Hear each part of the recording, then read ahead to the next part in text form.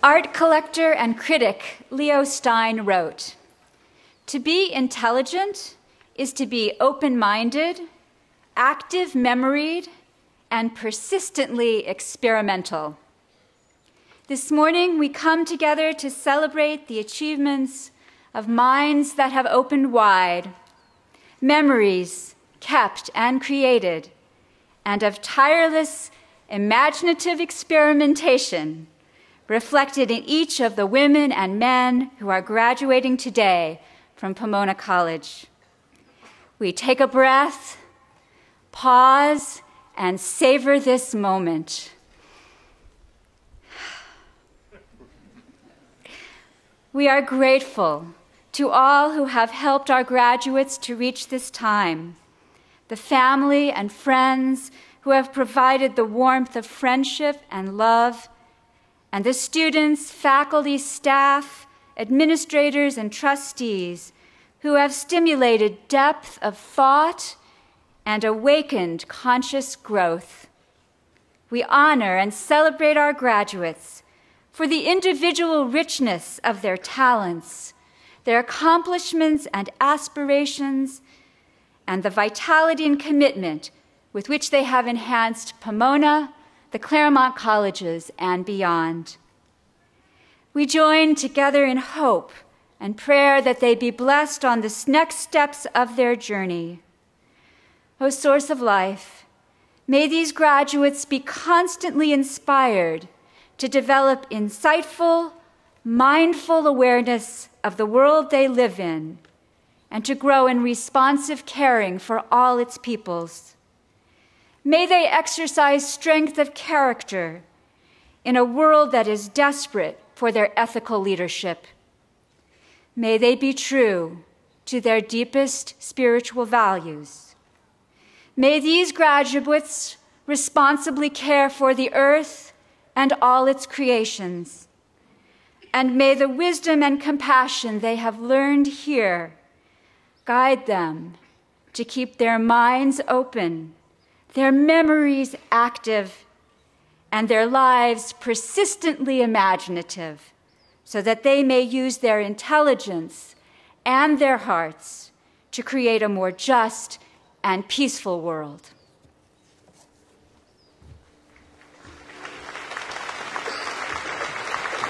Please be seated. Good morning. On behalf of the trustees, faculty, and staff of Pomona College, and especially the members of the senior class who will receive their degrees today, it is my pleasure to welcome you to the 119th commencement exercises of Pomona College. On this occasion, I would like to extend particular thanks and appreciation to the family and friends, and especially the mothers of the class of 2012.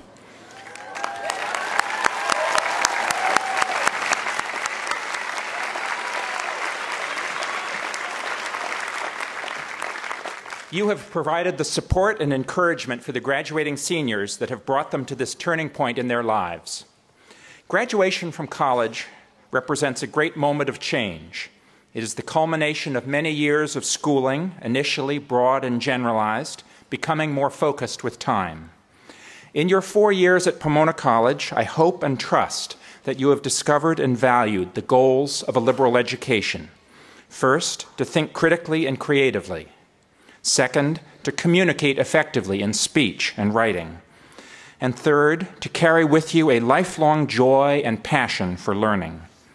Commencement is a fresh start, a beginning of a new life outside these college walls, in which the abilities and skills that you have gained here are the added riches that you bear in trust for humankind.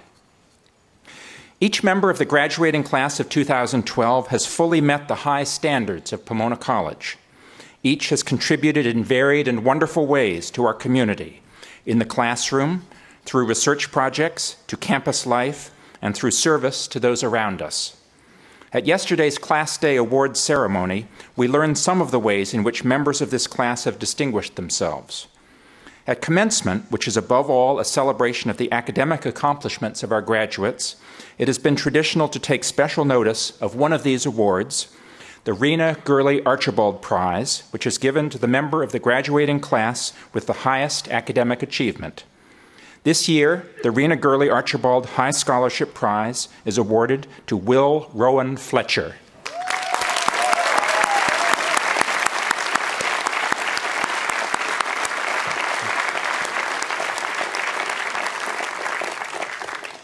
The educational mission of this college relies critically on close collaboration between students and teachers.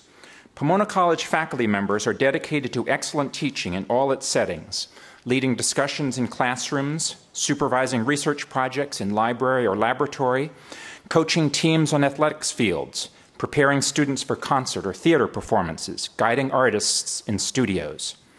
And so every year at this time, as it awards degrees to its graduates, the college also honors those of its faculty who exemplify teaching at its best, the winners of the college's Whig Award for Excellence in Teaching.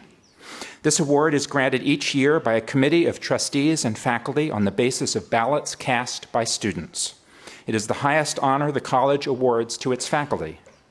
Let me ask this year's winners of the Whig Award for Excellence in Teaching to stand as I read their names. Assistant Professor of Psychology, Jessica Borelli.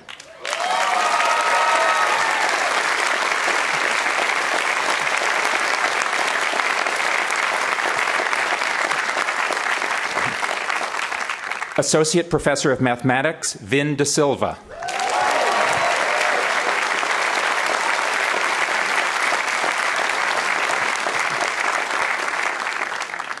Roscoe Moss, Professor of Chemistry, Frederick Grieman.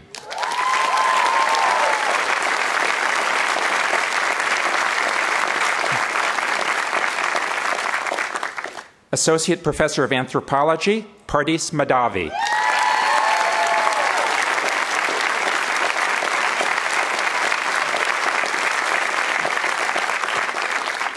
Professor of Politics, David Menefee-Leiby.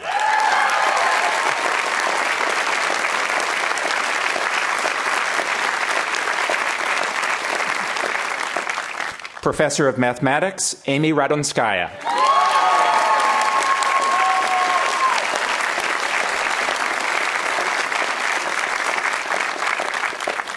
And Assistant Professor of Music, Jody Rockwell.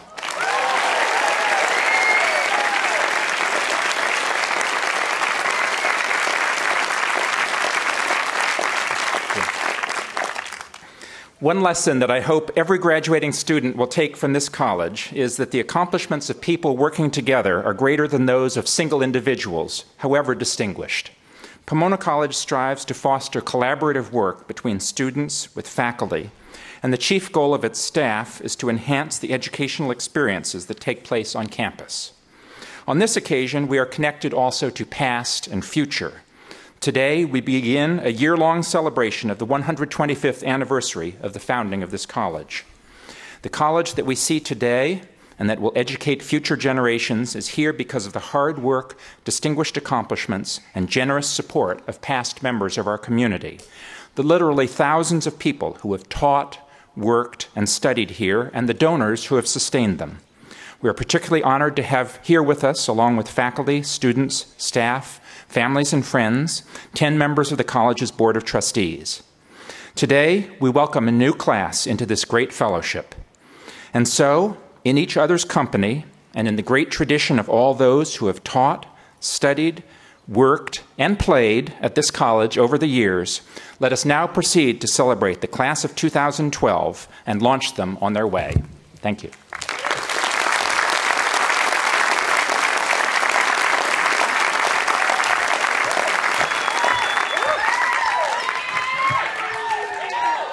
Enough, come on. All right. Good morning, everybody. I'd like to welcome the students, professors, deans, family, and friends who have all gathered here today, especially our mothers. We know it's Mother's Day. As my mom said, it's the only day that I have to myself, and I'm celebrating you, so here we are. Hey, Mom. But most of all, I wanted to welcome the class of 2012. We're about to take our first baby steps as Pomona College graduates. I honestly can't believe that I'm standing up here and that you're all sitting out there, and I'm really hoping that if this past week that I just spent in San Diego is any measure of how fast time goes when I'm not actually taking any classes, hopefully this speech, which I'm terrified of, will also go by very quickly. Then I won't have to be standing here, you all won't have to be sitting out there, and we can all go do what we really want to do and get some brunch. Maybe that's just me, but on the topic of brunch, I recently realized, and this will probably only appeal to the students, but I'm gonna have to start buying Cholula myself. It's a hot sauce that they have in the dining halls, and it's the most delicious thing, and I slather every meal with it, and I'm gonna have to spend real money. I don't know what I'm gonna do. Cholula should probably pay Pomona College to be served here because we're gonna all leave and spend hundreds of dollars buying it. That sriracha brand that they have too. Anyway, I'm getting a little off topic. I had to be careful when I started thinking about things that I wanted to say to you all today. Of course, I wanted to have witty phrases or funny jokes that I could incorporate, especially because I get to go before Ben Tuman, but everything really reeked of California. I don't know what's happened to me. Words like totally, dude, things that maybe I should keep to myself. They kept creeping into my speech, but fortunately, my Pomona College education has taught me that it's not okay to get up and say gnarly in front of a mature crowd, so I'll avoid the more technical terms. In all seriousness, I wanted to talk to you about first times. It can be really difficult to find something that everyone in our class agrees upon without getting too boring or too redundant, so I eventually settled there. Taking risks, trying something new, being scared but going anyway. I guess it's a fairly classic theme, but the one thing that we can all agree upon, as Andre mentioned yesterday, is that graduation is really freaking scary. Let's be honest. I came to Pomona looking like a 12-year-old, maybe 14, but it's questionable. And now they only sometimes card me when I go to rated R movies at the theater. When did I grow up? When did sophomore year end? When did they put that walkway over between Mud and Harwood that I had never seen before in my life? Where are my friends going to be next year? Where am I going to be next year? Are we actually graduating? What is this? But when I was a senior in high school, I was so excited to graduate. I was stoked to come to Pomona. I had applied early, and I rubbed it in all my friends' faces. I went to Hollister and bought those California t-shirts that were not cool, but at the time I thought that they were. Oops. But most of all, I was so fearless. I looked forward to graduating. I loved the idea of the next step. But as my good friend John Cleese would say, and now for something completely different. Why would we ever want to leave? I'm surrounded by my friends, my peers, people who every day help me to realize that there's a world of information out there. Ideas and perspectives that are different from mine, and I like the way that they put things. I like the environment that we're living in. I don't want to learn those things in the real world because for me, right now, Pomona is just fine. The problem is that what the people of Pomona have really taught me is that the best person that I can be is a first-timer. It's easy to love the things that you're doing. It's easy to take classes in which you excel. It's easy to stay in bed on a Sunday morning until noon, and it's really easy to go to the CMC dining hall even though Harvey Mudd is serving steak and salmon. But dark and difficult times lie ahead. Soon we must all face the choice between what is right and what is easy. That's my pal Dumbledore. I had to sneak at least one Harry Potter quote in there since that's a major mark of our graduating class, I think. But what I really mean is that if we always do what's easy and what's the same, then we never really get anywhere. We don't make any progress. My teachers have gotten me to take on extra responsibilities in my classes. My advisors got me to finish my med school applications early, and that was certainly a feat. Hell, my friends even got me to get a bikini wax before we went to San Diego, and I was not ready and I was not willing, but we all do things for the first time, so I went ahead with it. Maybe the first time you skated down Mills Avenue on your longboard and you ate it, you didn't like it very much. Or the time that you drank 12 Red Bulls in one night to finish the final draft of your thesis. But at least you gave it a shot. And you learned something. We might be leaving Pomona College, but there's so much for us to gain from what the people here have taught us. We're great students, all of us. We're always hungry for information, and Pomona has only helped to cultivate that curiosity. Your progress in the future relies on accepting who you are. So step back. Make sure that you're making the decisions that truly reflect what you want, that you're constantly moving towards the person that you want to become. We've all made a home here, but it's finally time for us to move on. We'll always have the amazing memories that we created within the boundaries of this community. Our class, our experiences, those pictures from move-in day in September of 2008 that are still on the internet for some reason, they will all remain. As each of you go off into the world, don't forget the lived experience that we've had here at Pomona. Maybe these 4 years went by faster than finals week, but the things that we've learned from the people around us can have a lasting effect, and all you have to do is let them guide you as you move forward. So congratulations, class of 2012. And to end with my favorite quote, one that I really hope you can live by, Hakuna Matata. Thank you.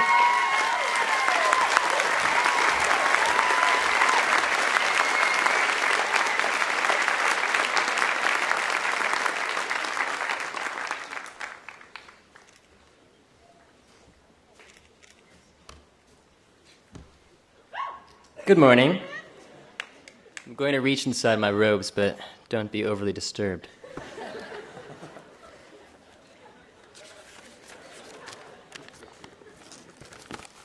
The subject of my speech today is Carrie's bikini wax.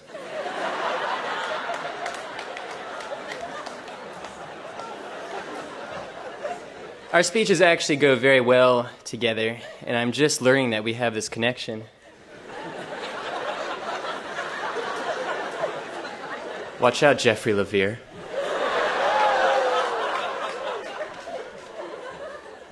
I should stop this. Thank you. I, too, would be remiss if I were up here today, and I would also not have a plane ticket home if I did not wish all of the mothers here a happy Mother's Day.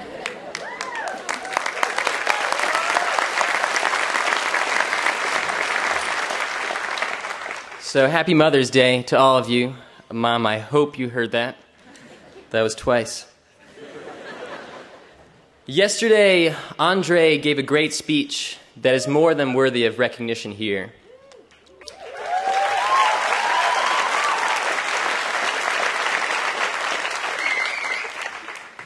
To augment his words, there are a few people I must briefly thank.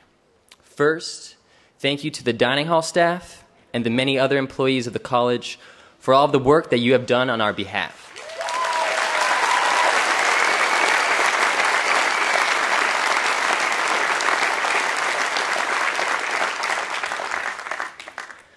I must also thank all of our professors for their hard work and for putting up with us.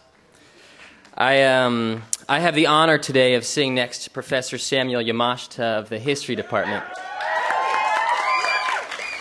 And he has very graciously offered to clean up the drool puddles that will accumulate around me over the next couple minutes. Lastly, I must thank Pomona as a whole for being so fantastically rich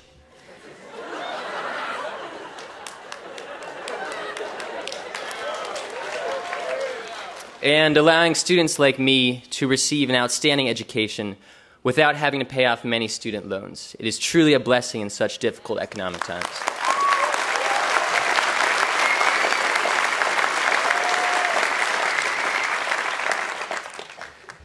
To be quite honest, I think that you guys, my classmates, got it wrong.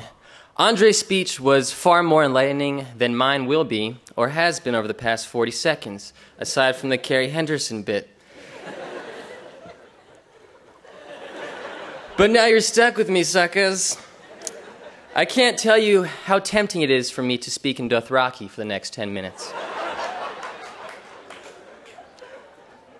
But the truth is, a man has to know his limitations and the limits of his Dothraki abilities. I do not think it is within my capabilities to deliver some amazing piece of advice to you today. I will leave that to Ambassador Munter, who is wishing he were back in Pakistan right about now. I can, however, try to make the rest of the day more enjoyable for the graduating class, or at least for me. My goal, then, is to change the tone of our last conversations as graduates, the hardest of which will be with our closest friends. No matter how great our accomplishments, no matter how many times we may have become world champions of the world, today is tinged with sadness. There are many here today we will want to see again soon, but may not be able to. There are many here today whom we will never want to see again, but will be forced to.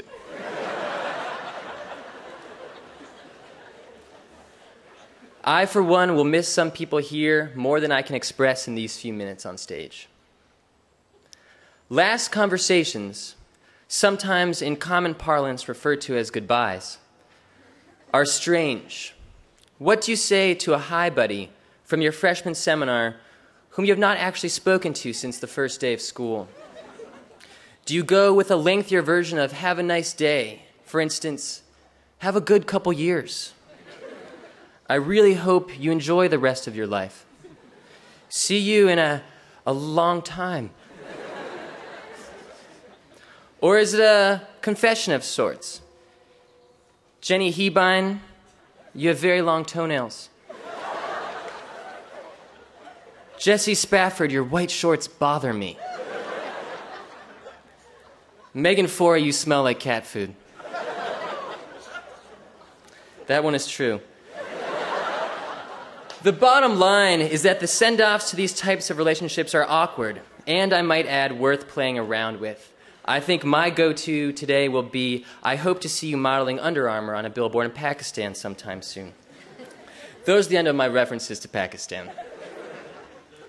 Unless I start improving, which I shouldn't. But that awkwardness and uncertainty is not something you have to worry about with your closest friends. Those relationships, like pretty much everything else, do not end today. Many of us here are guilty of constructing a terrible, fear-inspiring deadline that supposedly arrives in T-minus 2 hours, I will say. But what is going to change about me? Will I suddenly fall out of love with Julia Roberts? Will I begin to hate sleeping and eating? Will I secretly start wishing that Voldemort had lived and Harry had died? I told you Carrie and I are connected. I don't think so. Really, what happens in a couple hours is like a birthday. Little is going to change, and you will still be the same people. So I'm going to start seeing today as a giant collective birthday for all of us soon-to-be graduates. Happy birthday, everybody. I do not mean to belittle the accomplishment of graduating. This is one of our greatest and most important successes in life. Nor do I mean to imply that we have stopped growing, that we have reached a point where we can and will no longer change as people. I am simply saying that at this point in our lives, we should be confident enough in who we are to know that our morals will not waver come tomorrow, and neither will the support from those closest to us. The fact is that we are ready to leave. Yes, we are to varying extents thoroughly educated in the liberal arts, especially the very liberal ones many of us apparently practiced in San Diego. We know how to think, or as David Foster Wallace once said in a similar position, we know what to think about. But the reality is that we can't stay here any longer. Our time is up. Do you want to keep waiting in omelet lines forever? Do you want to receive another invite to a Madhav on the beach party?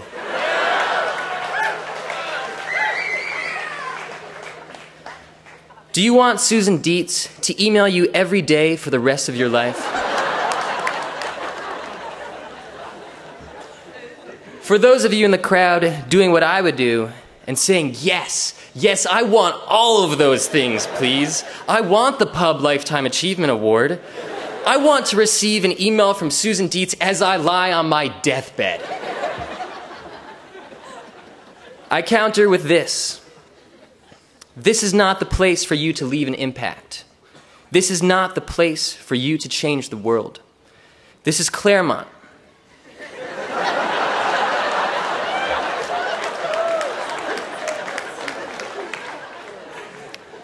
a beautiful retirement village.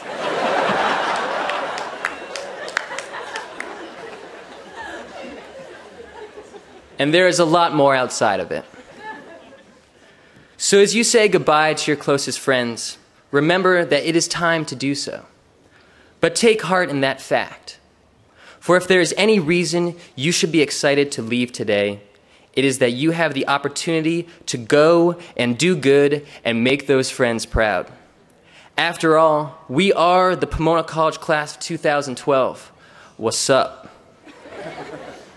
And it is time we made a name for ourselves. Thus, I congratulate you today, fellow seniors, not simply on what you have accomplished, but on witnessing the last complete gathering of an amazing group of people who are about to leave a lasting mark on the world. Let's make it happen. Thank you.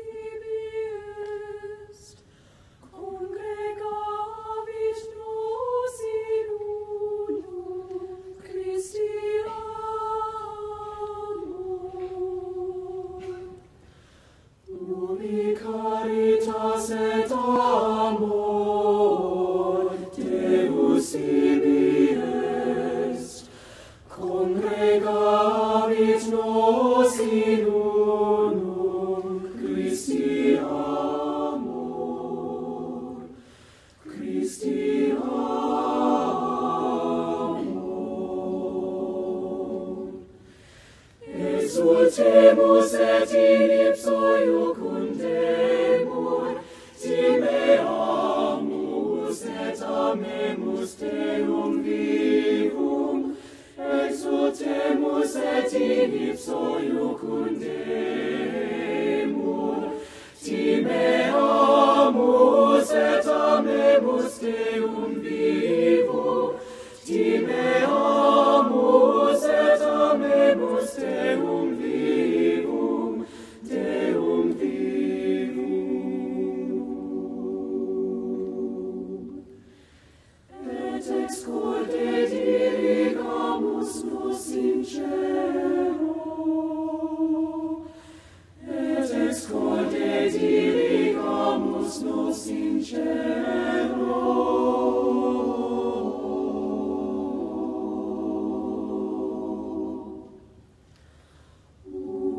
Caritas et amor Deus ibi est, congregavit nos in unum Christi amor, Christi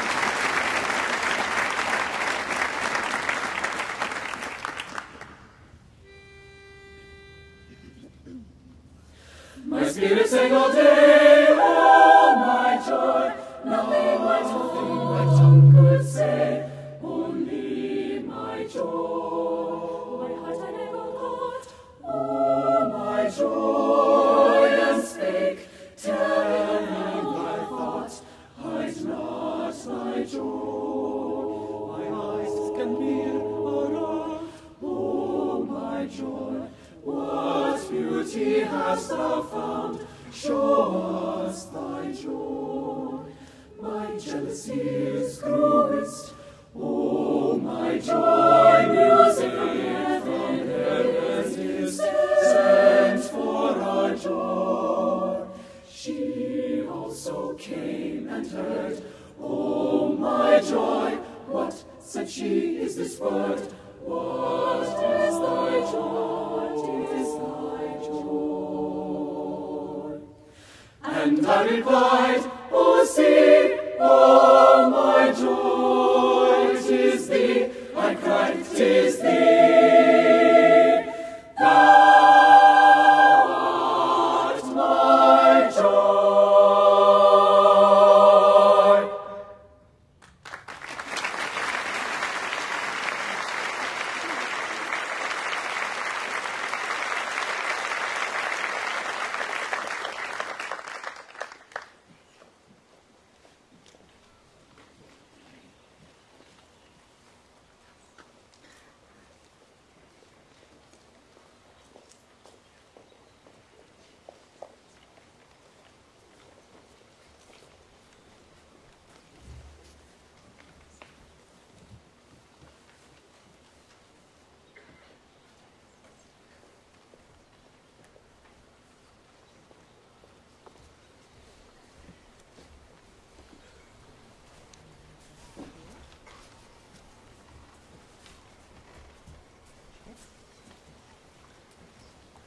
We are so very proud of you. Maragold Linton was raised on the Maragold Reservation, due east of Claremont. She is Kawia Kupeño and an enrolled member of the Morongo Band of Mission Indians. Raised in poverty, Linton overcame adversity to become, in 1954, the first Indian from a California reservation to attend college, the University of California, Riverside. There she earned a bachelor's degree in psychology, graduating with a straight A record. At one point along the way, incredulous about her consistently high grades, she asked the registrar for her real ones. I have never had a student do that. Receiving official confirmation, she redoubled her efforts to maintain that high level of achievement. And so she did. Graduate work at the University of Iowa followed. Linton's PhD in experimental psychology was awarded by UCLA, and her first academic appointment at San Diego State University was divided between counseling and teaching psychology. During her decade there, she rose from the rank of instructor to the rank of full professor, specializing within psychology within the field of long-term memory. In 1969, she helped found the National Indian Education Association, a nonprofit advocacy organization that helps to ensure that American Indians, Alaskan Natives, and Native Hawaiian community members have a strong and national voice in the education of Native people. Subsequently, at Arizona State University, Linton directed a variety of programs that focused on improving educational opportunities for American Indians. Her work included developing science and mathematics opportunities for students, creating a bridge program for reservation students, and providing developmental activities for 29 schools in 19 Arizona reservations. In 1998, Linton began her service as Director of American Indian Outreach at the University of Kansas, which has worked tirelessly in partnership with Haskell University to enhance Native American education in the biomedical sciences. Dr. Linton is a founder and a former president of SACNAS, Society for the Advancement of Chicanos and Native Americans in Science, and remains active in the organization. In 2009, at the recommendation of the National Science Foundation, she was presented with a Presidential Award for Excellence in Science, Mathematics, and Engineering Mentoring. Of the awardees, President Obama said, quote, their devotion to the educational enrichment and personal growth of their students is remarkable. And these awards represent just a small token of our enormous gratitude. Dr. Linton now makes her home in Arizona, but continues her involvement in American Indian outreach at the University of Kansas. Currently, she serves on the Committee on Equal Opportunities in Science and Engineering, a congressionally mandated advisory committee of the National Science Foundation. Her hobbies include gardening, photography, reading mysteries, and can this be true? Walking and hiking more than 50 miles a week. Mr. President, on behalf of the Board of Trustees and the faculty of Pomona College, it is my great honor to present to you Maragold Linton for the honorary degree of Doctor of Education.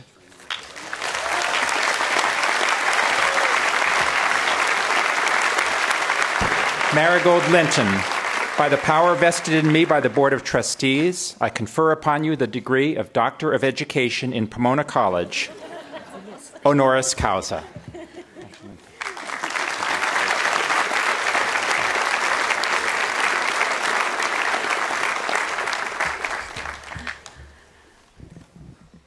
I am honored and my heart is full to be receiving this degree from Pomona College with you all today. Thank you, President Oxtoby, the Board of Trustees, for making this award possible. And because I know awards don't result from magic, I would also like to thank those who supported my receiving the award. To the Pomona College graduates of 2012, many of us, parents and loved ones, have sat where you are today. One of the things about being older, we can look back over the decades. We have accomplished some, but not all of the things we wanted. I mean, the party in San Diego, I missed. And through the miracle of memory, we can see ourselves where you are now. I hope through the miracle of words to help you see yourselves where we are now. When I was some years younger, I began to dream. I was looking forward and I was planning. Although this was long ago, it wasn't another galaxy and it wasn't that far away. The Maragold Reservation near Banning, just 49.7 miles from here.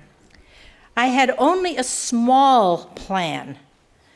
I always describe my early perspective and planning as being like standing on the branches of a very small tree and stretching to see as far as I could. As that young girl on the reservation, my plan involved perhaps the most difficult action I have ever undertaken: to leave the reservation where my family has lived for more than 100 years to get an education. Apparently, this was a very hard step because, as was indicated, I was the first California reservation Indian to have ever made that jump. It was only a few miles, probably 25, to the University of California, Riverside, but it was literally a world away. I know that some of you have made leaps that were as complex and as painful, and I commend you for making those life-changing transitions. Now, at the university, I was standing on the branches of a taller tree, and I could see further. Simply surviving was replaced by getting, I was going to say good grades, but apparently great grades. Eventually, I could see a PhD, becoming a full professor, and having a research career studying memory. By this time, I was perched on a pretty tall tree. I had them put in the sycamores so I could point. I was on a pretty tall tree, and had a much broader view of the world. I had become successfully far beyond my wildest imagination. I had proved that I could succeed in white man's world. I got married.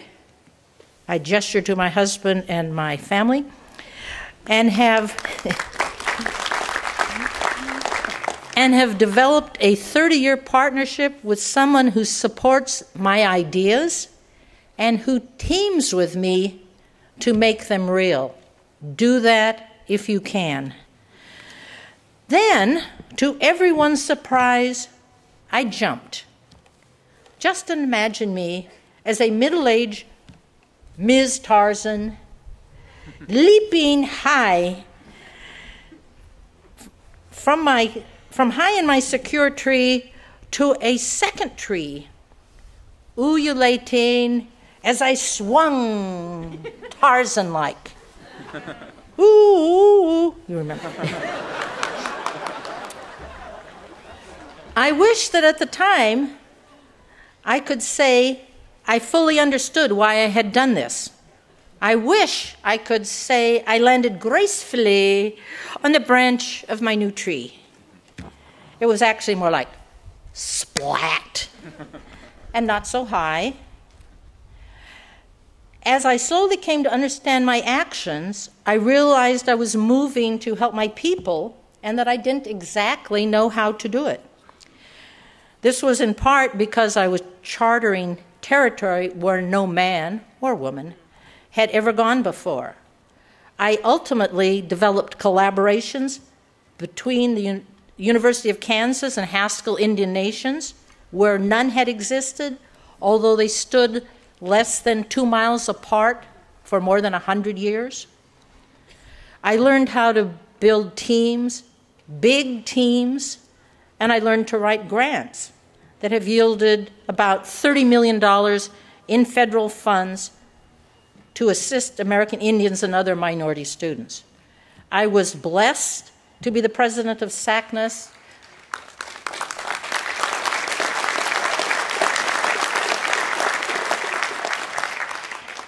I was blessed to be the president of SACNAS at a time that I was needed. And although SACNAS is the Society for the Advancement of Chicanos and Native Americans, we serve all people and have about 10% African Americans in our membership. And most interesting to me, I have done this at an age where most people have long been retired. Happily, unlike being a professor, which had its ups and downs, pubs and so on, helping my people provides me joy every day. I have learned to do things that I thought were impossible for me, who am, in my heart of hearts, still a shy little girl from the reservation. But how is this relevant to you on your graduation day? What is it you see standing in the branches of your tree? And believe me, you may think it's majestic and high. It's probably about this high. What do you want to do? No matter where you start out, in today's world, you're going to be leaping between trees probably several times over the next 30, 40, or 50 years. You must plan so that you're ready for these changes, and there will be perhaps fewer splats. When our kid, she's an anthropologist, said she was learning Vietnamese and going to Vietnam to study minorities, I wondered why she couldn't study our minorities. But the world is getting smaller.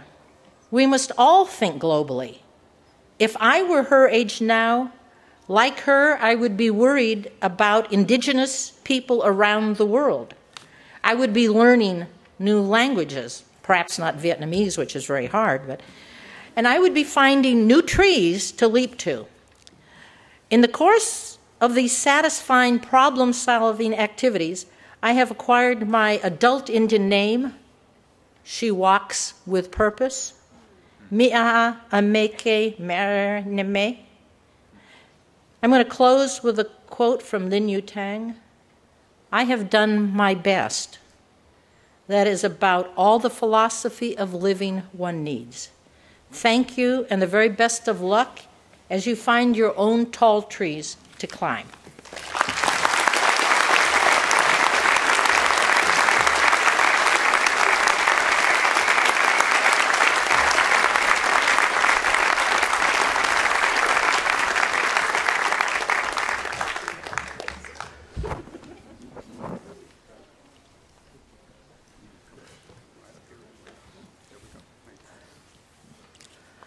David Murray came to Pomona College at a time when the college was making a conscientious effort to recruit bright minority students from the inner cities. A lot of other kids didn't get in that year. Black, white, brown, Asian, red, yellow. David was happy to be here. In his year and a half here at Pomona, he was exposed for the first time to the older, ongoing tradition in jazz music, all the way up to, at that point, the cutting edge. As some of my history of jazz students now smiling about this. While studying here under the tutorship of Stanley Crouch and myself, and David playing in the jazz band, his interest moved toward jazz music. I have no idea what his intentions were when he first arrived as a freshman. But growing up in Northern California, David came here with a strong and rich background in Afro-Christian church music and in soul music and in rhythm and blues, one sacred, one secular, but two musics very much the same, except for the text. Some equipment that would serve David well in the future, the career that waited for him. He came in 1973. David left in 1975, saxophone in hand, and headed for New York. He arrived in New York, a 20-year-old, and found jazz in a state of revolution and much of the society, on the heels of giant figures like Ornette Coleman and John Coltrane. He began by taking part in the now famous walk-up loft jam sessions and was immediately recognized by critics and musicians alike as a brilliant new voice on the tenor saxophone and bass clarinet. His career has been nothing short of a shooting star. More than 150 albums and CDs in his own name, dozens more as a performer with other artists. He's the founder of the David Murray Octet, the World Saxophone Quartet, several other bands in genres not exactly jazz, but jazz-related. He got the Bird Award in 1986. He became a Guggenheim Fellow in 1989. He got the Danish Jazz Par Award in 1991. Murray, the composer, has written for film, theater, dance, large and small ensemble, the list goes on. How has he managed all this, leaving Pomona in the middle of his sophomore year? We don't know. But we do know some of David's equipment is that here's a young man, not so young anymore, are you, David? Right. David has an unerring ear for tune and time, a rich vocabulary in the music that surrounded him in his childhood, Afro-Christian church music, rhythm and blues, and soul music. He's daring. It took a lot of nerve to leave here in March of 1975. That was a hard choice. Seniors, think about it. Follow your heart, but don't leave your head behind. David is here, a circuitous route to the stage for this degree. I'm so proud of him, I can't tell you how much. Once at a performance in New York, David said to the audience, I have my teacher here on the bandstand with me, And I want to be just like him when I grow up, he said to the audience.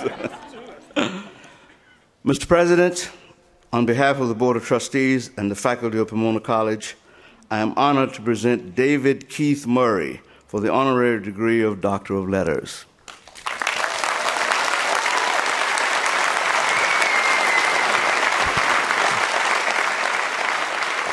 David Keith Murray, by the power vested in me by the Board of Trustees, I confer upon you the degree of Doctor of Music in Pomona College, honoris causa.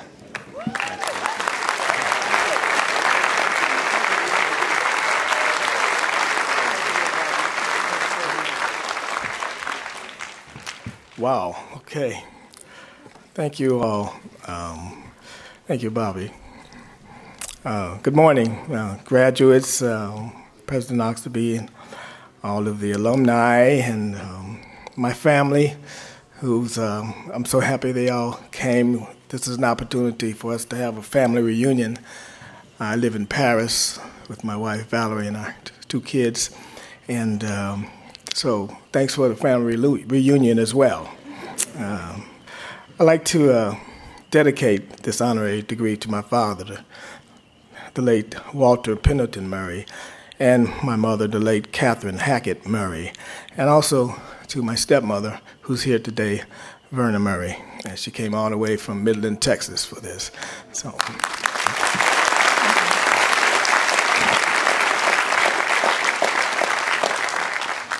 I would also like to thank a gentleman who's no longer with us, Mr. John Payton, who originally, I heard a yell back there, okay. John Payton, for his efforts and guidance as the Claremont College's admissions officer who initially recruited me to Pomona College from St. Mary's College Prep High School. Also, Margaret Cohn, who was my piano teacher here.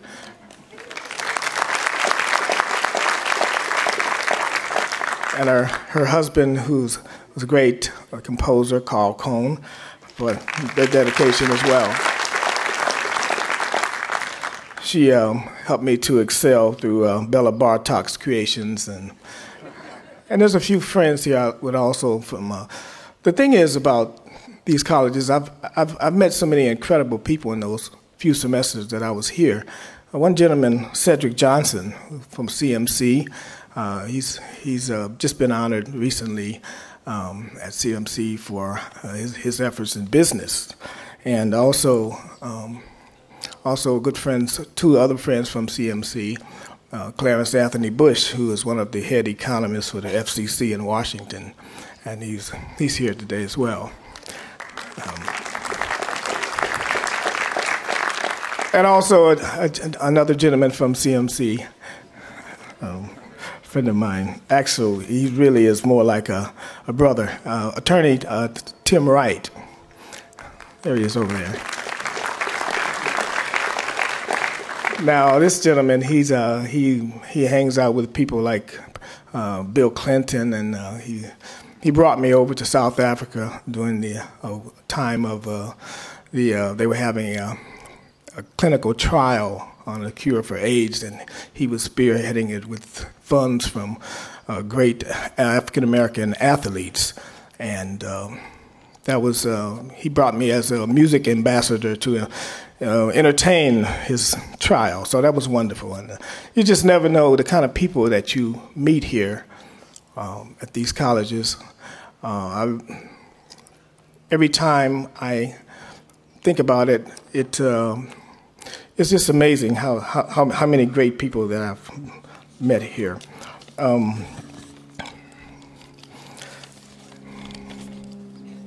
Dr. William Russell, he was the head of the music department. I'm very happy that he was able to, Dr. William Russell, you remember him? Yes, he had the vision to just, I think I might have been the only jazz musician here. I mean, like, it's not like before, now people can major in John Coltrane, but during that time, you couldn't do that. So I'm very happy for that. After 3 semesters of absorbing what Pomona offered, I developed an itch to go to New York, as Bobby said. Arthur Blythe, great saxophonist, had already left. And so I went to Dr. Russell, Professors Crouch and Bradford, to develop some independent studies courses for my 4th semester. Well, as it worked out, as spring turned to summer, I found myself totally immersed in the saxophone studies, and I found myself actually more like playing my horn. One friend told me, Dewey Redman, he said, well, you know, David, I think you better put down the pencil and pick up your saxophone. Well, all I knew was that the window of opportunity was getting smaller. As things in New York, they changed very quickly. Of course, my father and his wife, Verna, were upset at my decision to leave Pomona and stay in New York, but I had no chance. After sending them all these records, all these awards and Grammys and this and that, they were like, well, okay.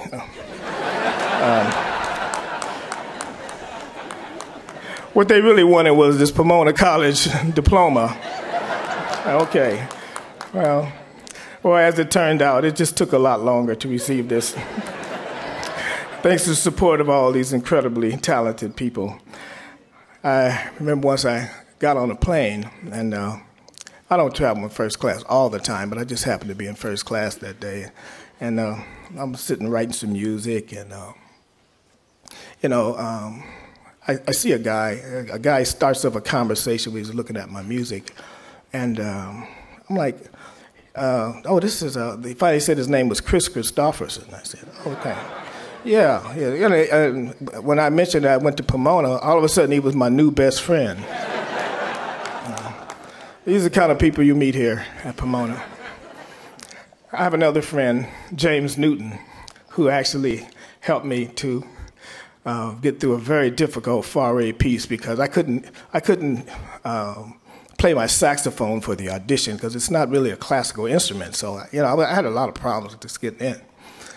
So James, he coached me. Thank you, James, for coaching me through that Fauré. I would have never made it. And it's just amazing how the thing that I think that distinguishes me from other people is my creativity and originality. Inside of each one of you, I imagine that there's something with you that's different than others, and I always try to tell my students to figure out what that is and just feed that, because that's what's going to take you to a higher place. I remember once I got a phone call from France. I was in New York, and it's a French guy on the line. He says, "Mr. Murray, this is Jacques Cousteau." I said, okay, I heard of him. I'm like, how did he get my number?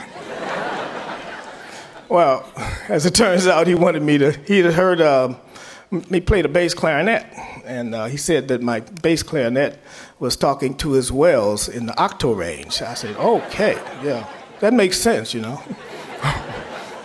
And so, anyway, in one of his documentaries, you can hear my bass clarinet and talking to his wells, I guess.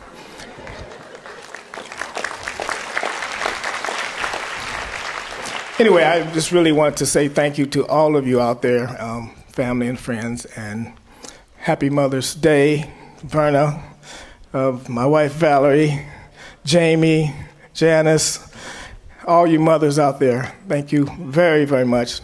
Thank you, Pomona College. Thank you.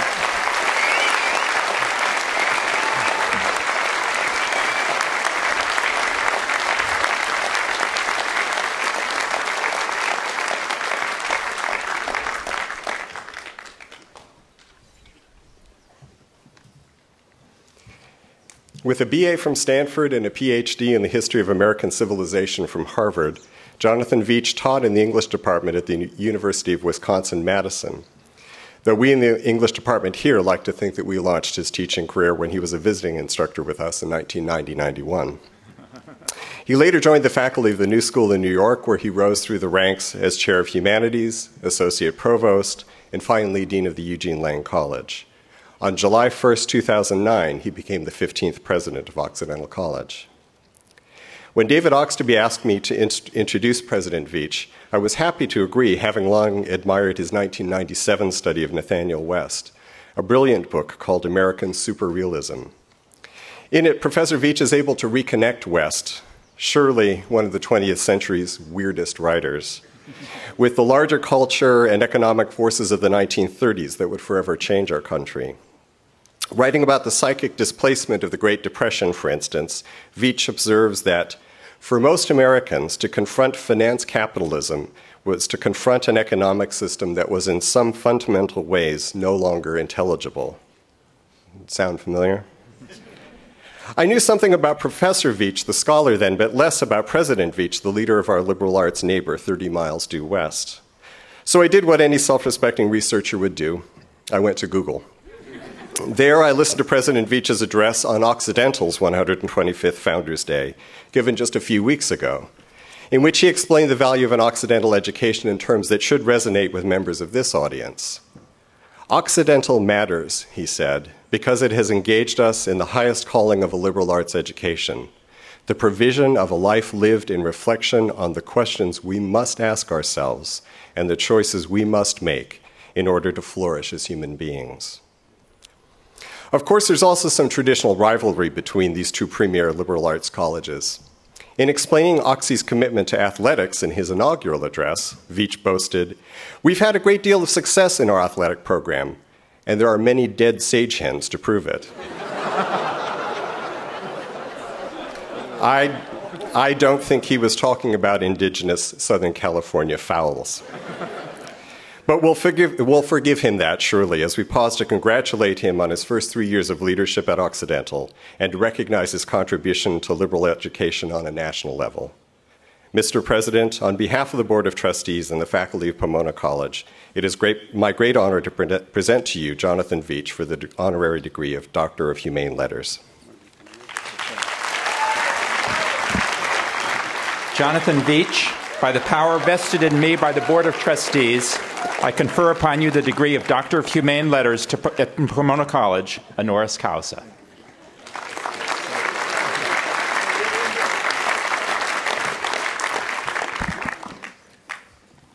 Well, happy Mother's Day. I want to begin by wishing my mother, Carol Lee, and my wife, Sarah, happy Mother's Day. I'm honored and quite moved by this award, and I want to thank the Board of Trustees, the faculty, and graduates of Pomona College. And I especially want to thank David Oxtoby, who has, from the moment of my arrival at Occidental, served as both a mentor and a friend. As you know, he's an extremely busy man, the leader of a great college, so the fact that he took the time to single me out and take me in hand means a great deal to me. Some of you may know that being David's friend can be a humbling experience, particularly if you are on a bicycle. Not long after my arrival at Occidental, he took me on a 35-mile ride near Ojai that left me gasping for air. He is a tough man to keep up with, whether on a bicycle or off, but I have been inspired by his example, and never more so than this past year. I bring you greetings from the Occidental Tigers. I can say with confidence there is nothing a tiger loves more than a sage hen. For dinner, or just about any meal, really. I'm sorry, I couldn't resist, and I'm sure you would have been disappointed in me if I had. As you know, Occidental and Pomona have one of the oldest rivalries in college sports, dating back to 1895, when Occidental, I'm sorry to say, defeated Pomona 16-0 in their first football game. Pomona did win, eventually. But that didn't happen until 5 years later when the Sage Hens took the ungentlemanly step of hiring a professional football coach. Some schools will do anything for a win. I take this honorary degree less as an honor for me than as a warm endorsement and renewal of a long-standing relationship between Pomona and Occidental. As you know, both colleges were founded in 1887. Both institutions are celebrating their 125th anniversaries this year. But longevity in and of itself is less important than what these two institutions stand for and represent. Throughout their history, Pomona and Occidental have remained committed to the transformative power of a liberal arts education. And they have done so in a world that does not always appreciate or understand its value. I was reminded of that value a few years ago when I was sent by the Christian Johnson Foundation to provide some advice to 3 fledgling liberal arts colleges that the foundation had established in Eastern Europe. Starting an institution of higher learning is no small matter, particularly in an area of the world that had experienced the harsh legacy of fascism and communism. When I asked one of the rectors why he was so committed to the model of a liberal arts college, he told me something that speaks volumes about the reasons we are here today. He said, "You forget, quote, you forget that the velvet revolutions of Czechoslovakia, Hungary, and Poland were started by playwrights, economists, historians, physicists, and journalists who were steeped in the liberal arts tradition. That tradition kept the flame of human dignity alive under the threat of authoritarian rule. It sustained a vision of freedom and a just society that eventually led to our liberation," end quote. I can't give any better account of the importance of the liberal arts than that. That is why institutions like Pomona and Occidental matter. And they matter just as much in sunny Southern California as they do under the gray skies of Eastern Europe. Perhaps never more so than in a country like our own, which is so thoroughly divided and so much in need of repair. I am absolutely convinced that the education you have received at Pomona College is the very best preparation you could possibly have to address the concerns of a country that sorely needs your thoughtfulness, your deliberation, your character, and your vision. I wish you well on this fine day, on the occasion of your graduation from this very fine institution. Thank you.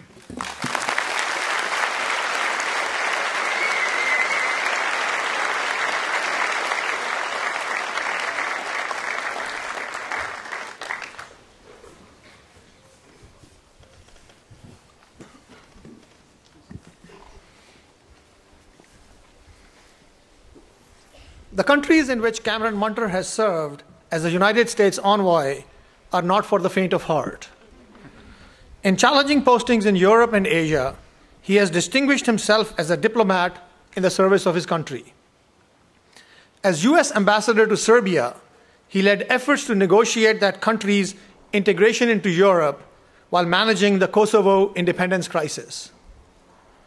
He has served in several capacities in Baghdad, Iraq, where, among other responsibilities, he established the first ever provincial reconstruction team in the city of Mosul. For 2 years, he has served as the U.S. ambassador to Pakistan. It is no understatement to say that Cameron Munter has managed probably the most challenging bilateral relationship in the world. While U.S. policymakers are occupied with repercussions from Osama bin Laden's death, and with the endgame of the troop withdrawal in Afghanistan, Ambassador Munter consistently argues that the long-run success of U.S. interests lies in improving the effectiveness of aid to the country, strengthening its constitutional democracy, developing the vital economic infrastructure, and eradicating poverty and illiteracy.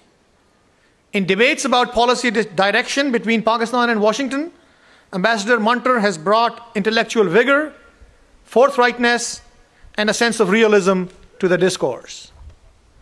He believes that the most effective and long-lasting diplomacy is between peoples and not just nations.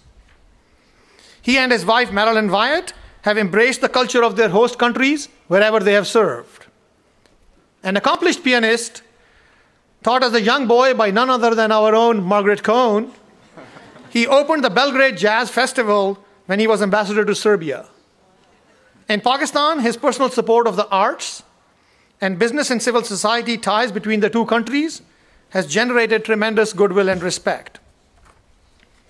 Cameron Munter was born in Claremont and attended local Claremont public schools. He went on to Cornell University for his BA and Johns Hopkins University for a doctorate in history. He taught at UCLA before joining the Foreign Service. Ambassador Munter, we welcome you back to Claremont. Mr. President, on behalf of the Board of Trustees and the faculty of Pomona College, it is my great honor to present to you Cameron Munter for the honorary degree of Doctor of Laws.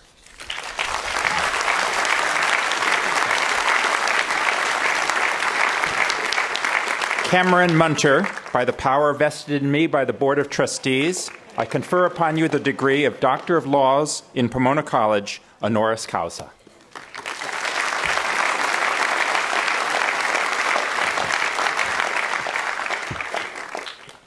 Well, they got ahead of me on this one, that I was going to claim that you can get a degree in John Coltrane. I was going to claim that I had the same piano teacher as Mr. Murray. I was going to claim that I could swing limb from limb. I was going to claim that I was with you in San Diego. I was going to claim a lot of things, but when you're the last to speak, those things are claimed for you. So President Oxtoby and distinguished faculty members, distinguished guests, parents and families, Mom, my wife who's also a mom, and most of all to the students of the class of 2012 at Pomona. Thank you. And I also have to embarrass some people before I really begin. With us today is a Undersecretary of Defense, one of my colleagues in the policy issues that we have to deal with Pakistan, Jim Miller, because he's seeing Allison Miller graduate today. Allison, great.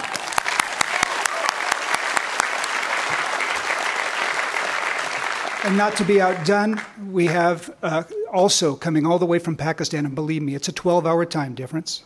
We have coming all the way from Pakistan the parents of Mindy Hagan, who work at the American Embassy there as well.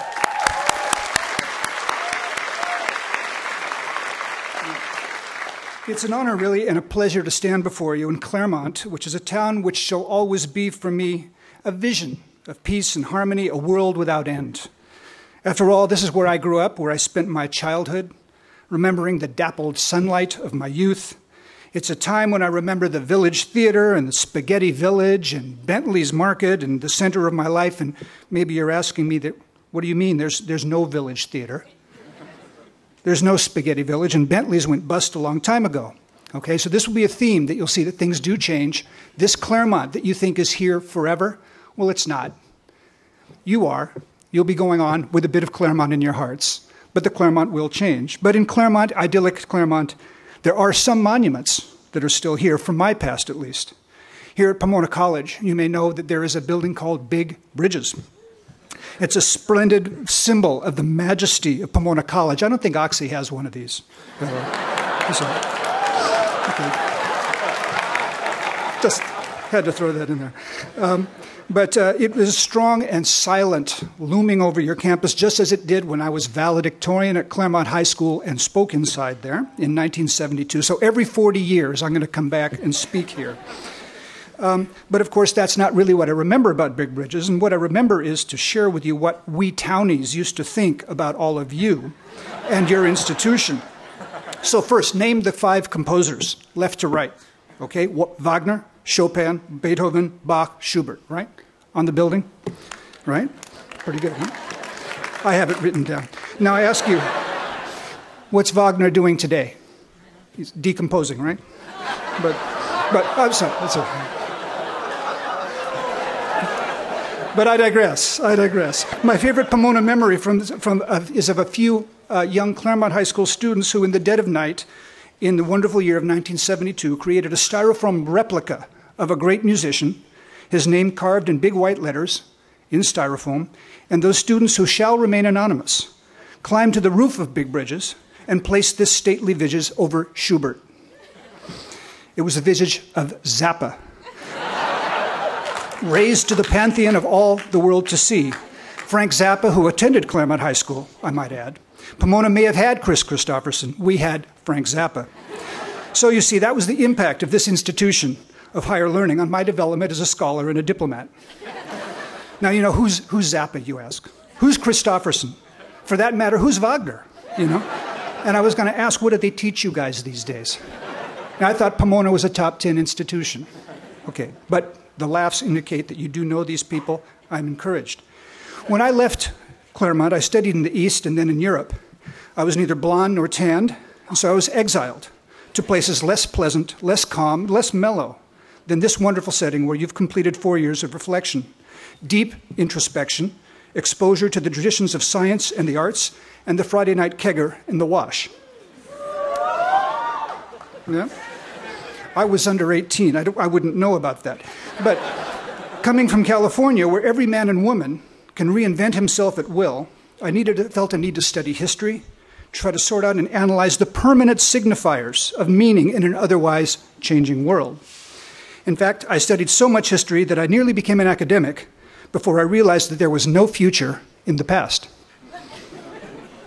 So what does someone like me do in a case like that? I joined the welfare system for overeducated idealists. It's called the Foreign Service. Now, why do I say idealist? Let me reflect a bit on my diplomatic career. In my nearly 30 years as a diplomat, I've been fortunate enough to represent the United States of America.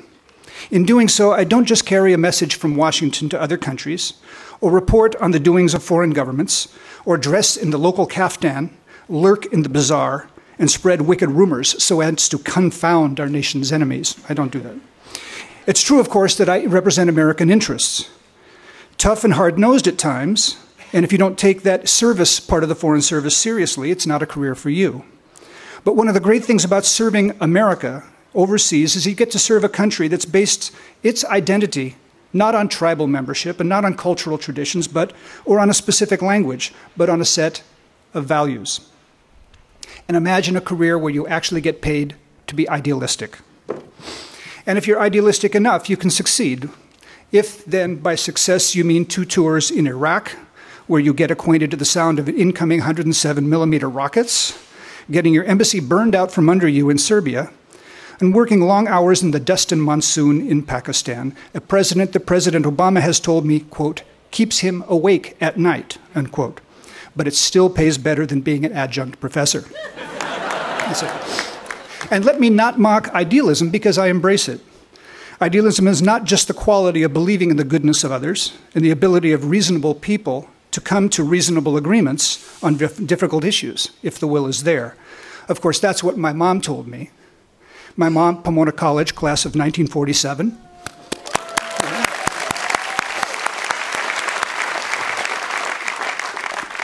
And that's what my wife agrees with, too. So again, happy Mother's Day. That's twice, right? But it's more than that, actually. It's believing in the purpose of your work, embodied best by the words of President Kennedy, who said that God's work on earth must truly be our own. I believe you can make things better at home and abroad, and I believe that idealism, both in foreign policy and in any career, can only sustain itself if it's reinforced, and if that reinforcement comes from a second term, which is solidarity. Now, my first overseas assignment as a Foreign Service officer was in Poland. It's a Poland that no longer exists, just like that old Claremont never exists, or doesn't exist anymore. Communist martial law Poland, and the good guys, the solidarity guys, were underground. They were idealists who believed that they could achieve the impossible, to topple a dictatorship. But from those activists, like Lech Wałęsa and Henryk Wojec, we learned that there is no freedom without solidarity. In Polish, you say, nie ma wolności bez solidarności. There is no freedom without solidarity. And what did they mean? No freedom without solidarity means that it's a good question for all of you, Generation Y or Z or whatever you are, kids, to think about. It's not enough to be free yourself, to follow your individual conscience. In those old bloc countries, you didn't just free yourself from a dictator. You had to reach out to others who are unlike you, perhaps less fortunate, so that their freedom is a freedom that you win and you share together. Or as a solidarity activist used to say, for your freedom and for ours. I know that's ancient history, 1989, back when all of you were sitting in the queue waiting to be born. And you probably tell me that I sound like a broken record speaking of the past, but besides, what do you guys know about broken records, right? Do any of you know what a broken record is? What? But see, back here they're laughing. But let me tell you, representing American values in communist Poland did teach me that we have an extraordinarily positive change in living our values and that we can learn in the process. Now from there I went to Czechoslovakia. You remember Czechoslovakia. No, I guess you don't remember Czechoslovakia. You were too busy writing your first thesis on quantum mechanics so you could get into a good kindergarten, right? Yes. Well, you know, I can barely remember Czechoslovakia myself, although that may have something to do with the quality of the beer in that part of the world. Czechoslovakia broke into two parts shortly after I arrived in 1992, and at that point, I realized something else about the world, that it's not just California where people reinvent themselves all the time. Representing American values, I was able to contribute to a process of reinvention of state and society whose impressive leader, the former dissident Václav Havel, placed idealistic concepts like decency, respect, and generosity alongside the broader concepts of freedom and equality and justice. So to whom did the Czechs look for help? To the Americans, because even if others might see gaps between our ideals and our actions, we still profess them and we take them seriously. They respected our ideals, and we demonstrated solidarity with the Czechs. They expected nothing less, and the good guys won. In the following years, I was involved in projects that sought to erase the line that Stalin had drawn on Europe. The institutions of unity, European unity, are very idealistic, and so these countries from the East joined NATO, an organization based on the notion that an attack on one is an attack on all, and what could be a better expression of solidarity. They also joined the European Union, an organization based on lofty ideals, which seemed like kind of a good idea at the time. But what happened to these permanent signifiers of meaning in an otherwise changing world? I was evacuated from my desk in the White House on 9/11, pushed out the gate of the old executive office building. This experience taught me two things. First, that we were witnessing a huge change in the way American would deal with the world, and secondly, that I was on the B list, since I wasn't taken to the undisclosed location to hang around underground and give advice to Dick Cheney. It's always good to be reminded of your limits and to remain humble. Always, along with my striving for idealism and my commitment to solidarity, I'd say gaining a little humility is a good thing too. So if you remember nothing else from my talk today, I hope you'll remember the three words of idealism, solidarity, and humility. In recent years, I've left Central Asia. Instead, I volunteered for service in Iraq, then Serbia, then Iraq again, and now Pakistan. I've done this because those who serve America and its values in rewarding settings, like Central Europe, must be willing to serve America in difficult settings, morally difficult and physically difficult. Do I sound like an idealist? I certainly hope so. So early in 2006, I opened the provincial reconstruction team in Iraq in the city of Mosul. And during my subsequent tour of duty, friends of mine were killed and wounded, not something that I ever thought I'd experience as a diplomat. I learned not only about Iraq, but something also about my home country as well. One night, insurgents briefed the perimeter of our base and killed a number of our colleagues.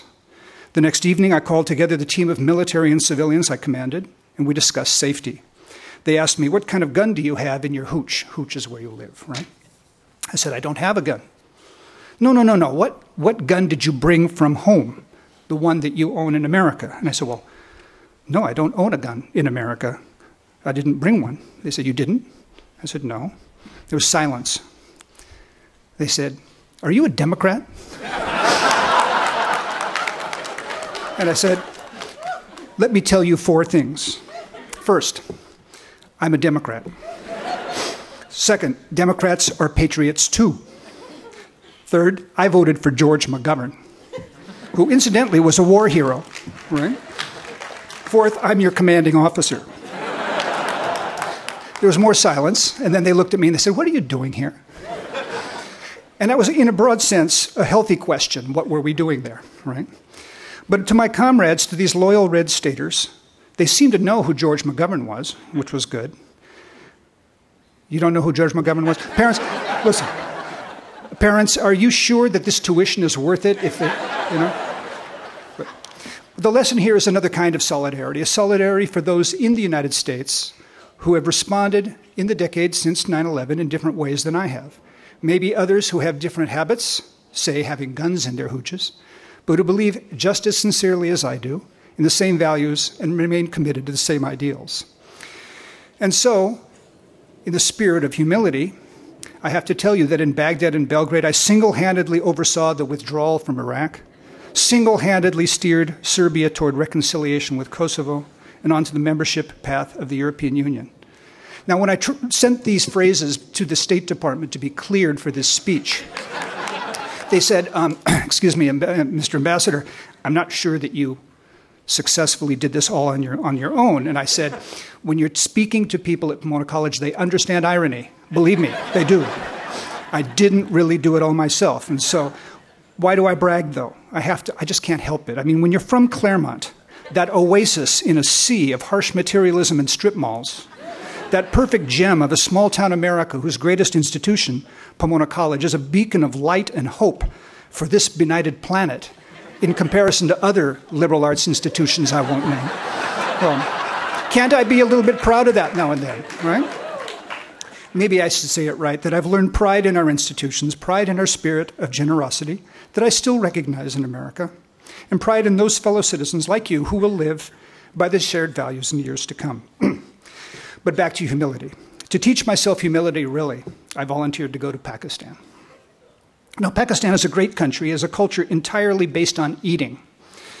And fortunately, biryani is very good for you if taken in moderation. But the main point about food in Pakistan is not how it tastes, but the situation it describes. Pakistanis eat so they can talk.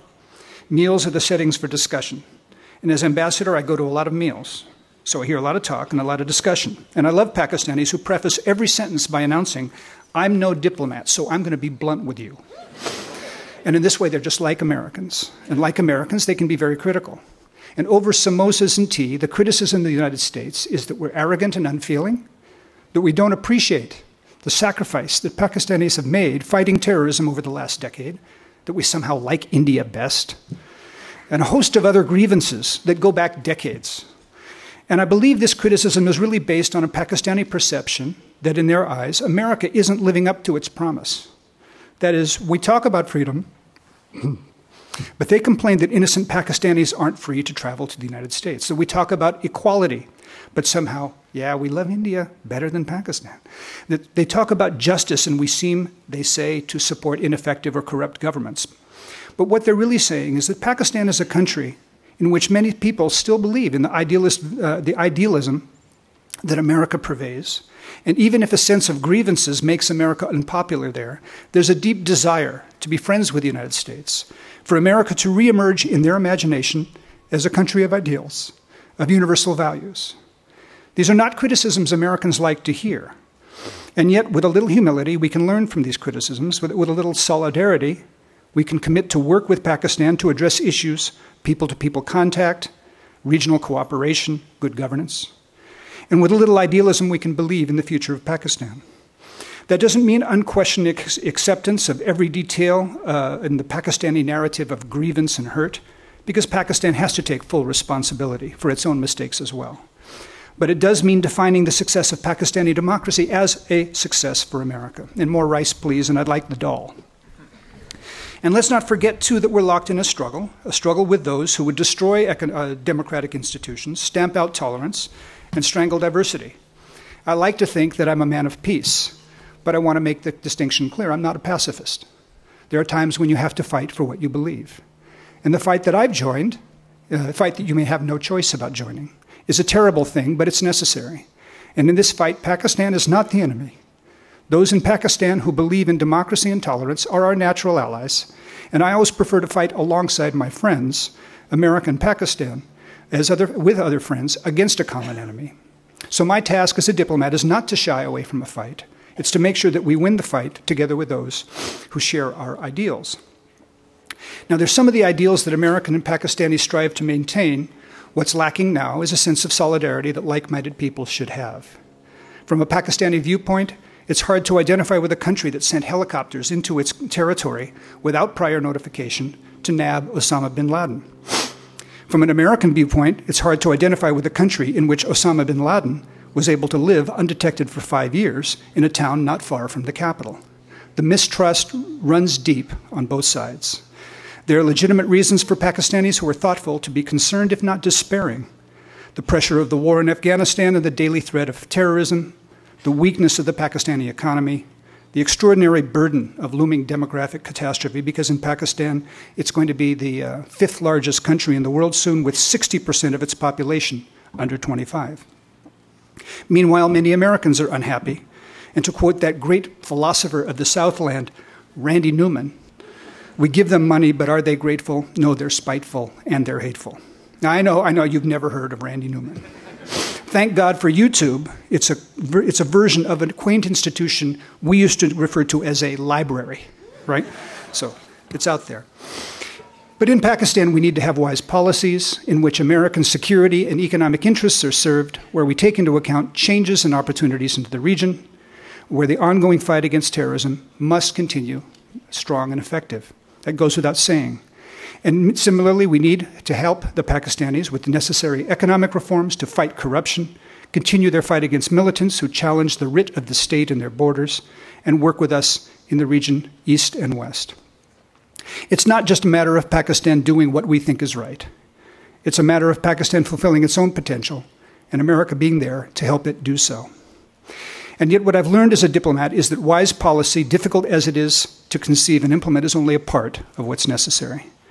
The wise policy has to have an idealistic component.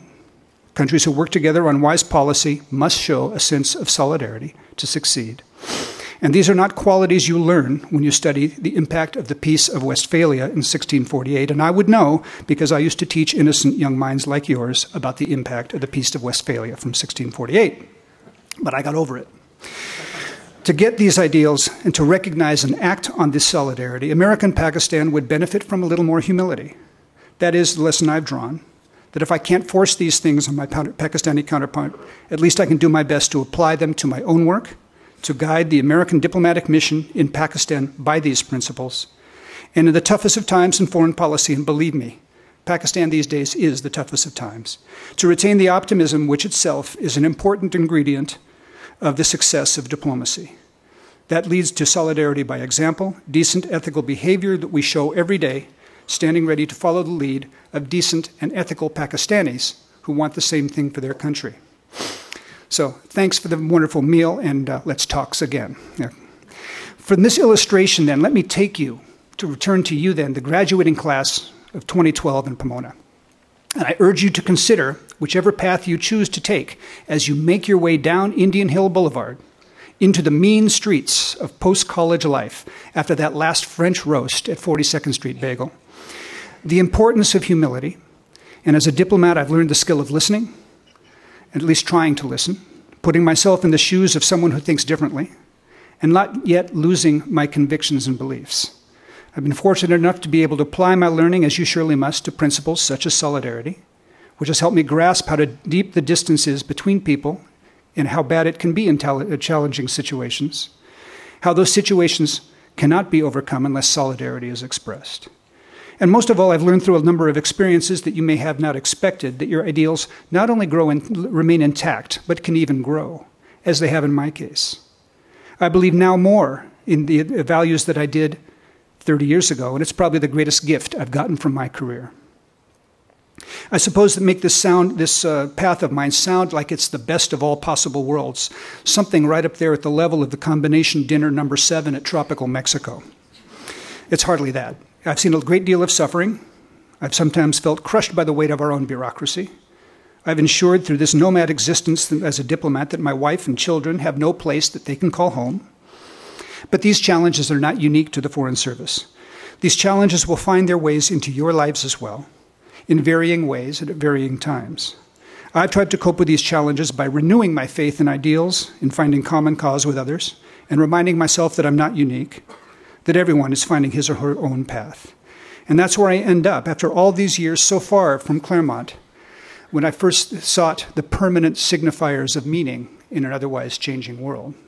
And whether I found them in the winters in the Pripyat marshes, or in the scarred sands of the Nineveh plains, or in the muddy banks of the Indus River, you'll find your own paths, as I know that you'll describe to your parents later on.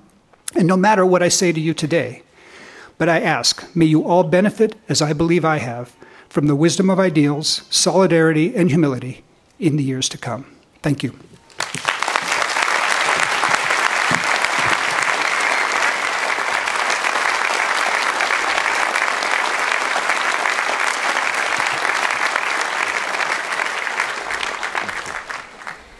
We will now proceed to the conferring of degrees.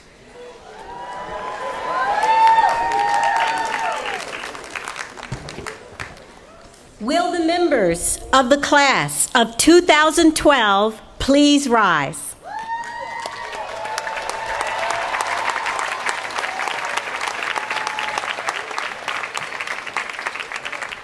Mr. President, upon the recommendation of the faculty of Pomona College and by vote of the Board of Trustees, I have the honor to present these candidates for the degree of Bachelor of Arts in Pomona College.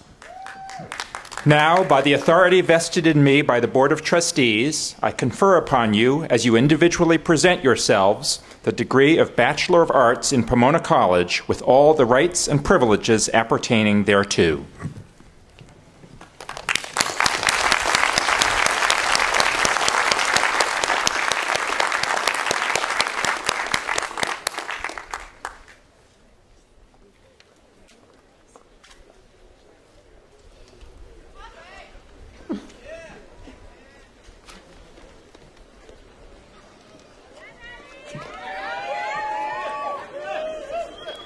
Shunwei Fan.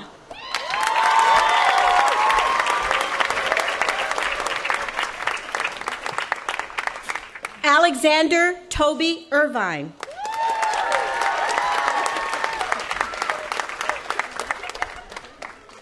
Elizabeth Ann Kokomore.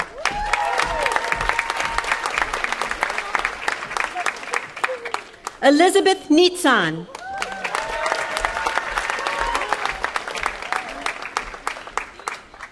Kelly Ji-yoon Park.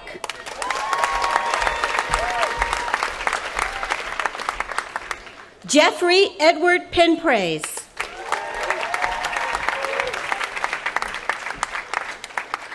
Erin Dorothy Phelps. Stephanie Lynn Saxton.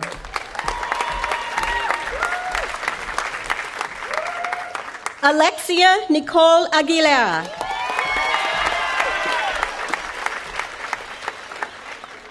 Nellie Ajua Bena Ajaman Jemfi.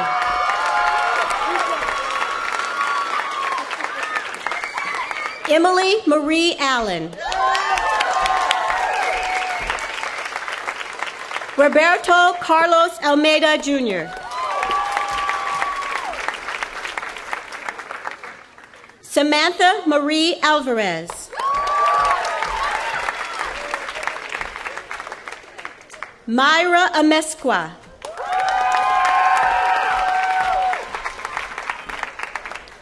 Nathaniel Wallander Anderson.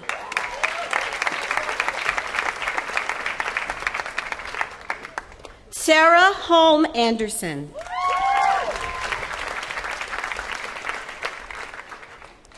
Leslie Kathleen Appleton.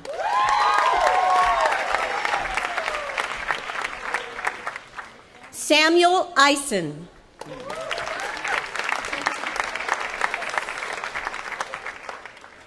Carolyn Ann Bacon.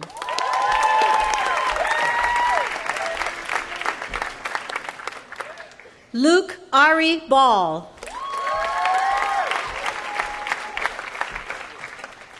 Arica Karen Bacon.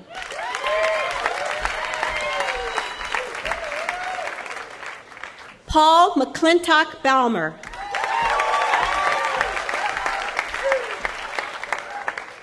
Jessica Berry.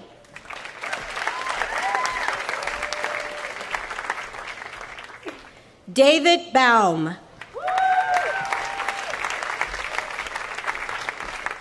Julian Michael Beach. Stephen Andrew Benedict. Diamond Louise Berg.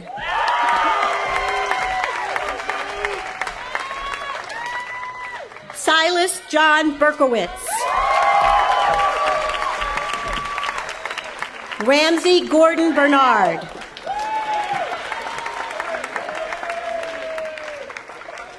Grace Elizabeth Bielecki.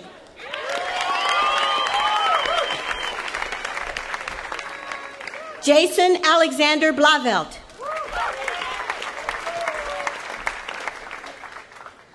Robert Brian Boder.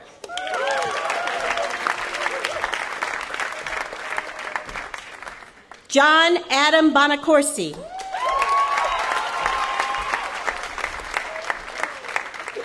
Jackson Wasim Brebner.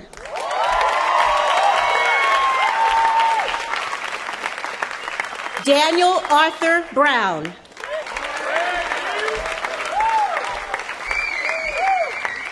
Elizabeth Alex Brown.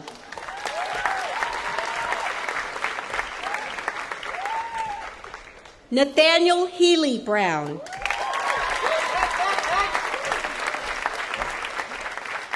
Adam Lane Zukowski Bukos.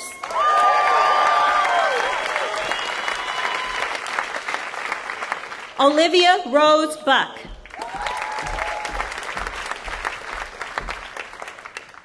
Lauren Budenholzer.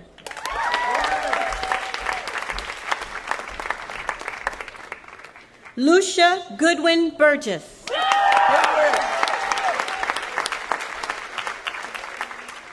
Jasmine Ray Burns.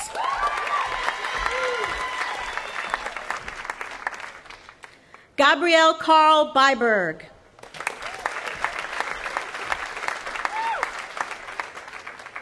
Christopher Lucas Byington.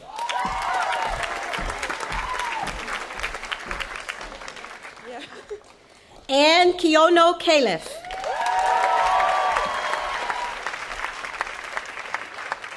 James McDonald Campbell.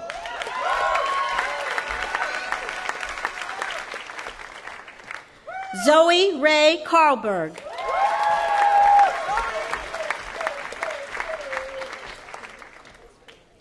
Anjali Jessica Sierra.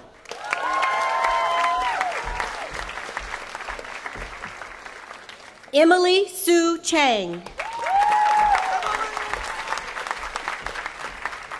Stephen Min Chow.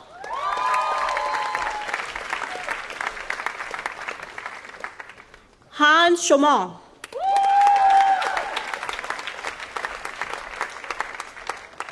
Keiyu Chen.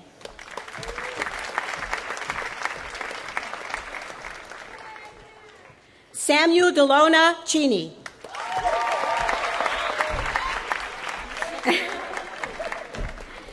Shelley Renee Chesler. Lauren Elizabeth Chidsey.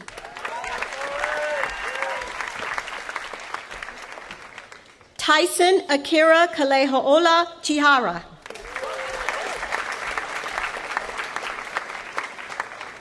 Aaron S. Childs.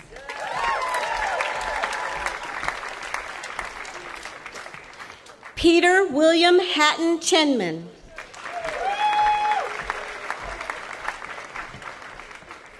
Elaine Choi.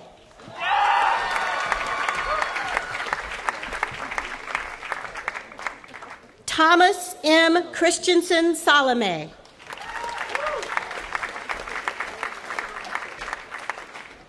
Ian Chua.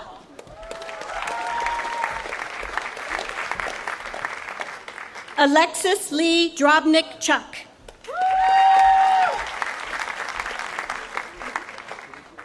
Sung Jun Chung.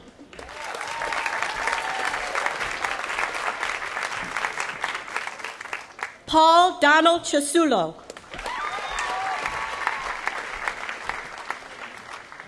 Brian B. Clark.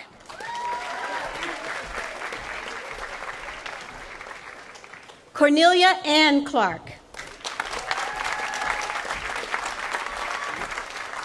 Thomas Josiah Cleveland.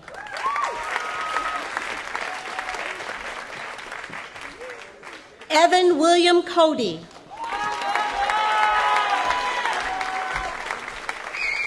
Jordan Mikva Cohen.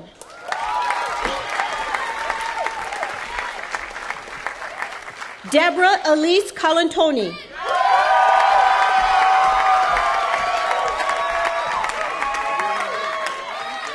Camille Lyons Cole, summa cum laude.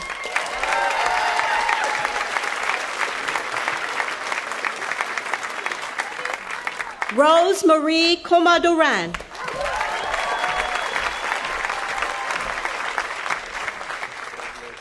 Jessica Berenice Correa.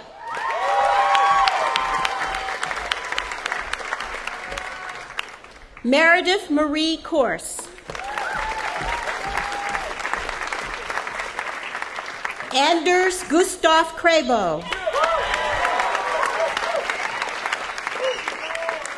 Diana Dow.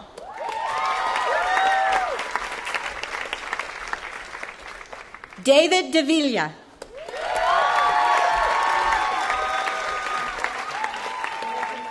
Gabrielle Ryan Daly.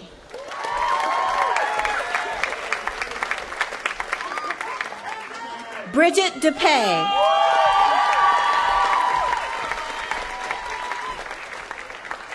Joel David Detweiler.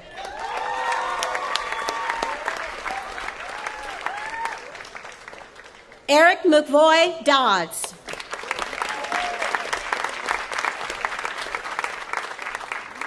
Elizabeth Emery Donovan.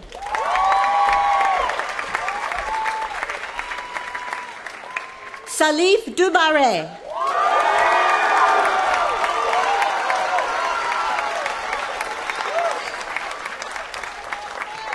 Daria Brianna Doolin.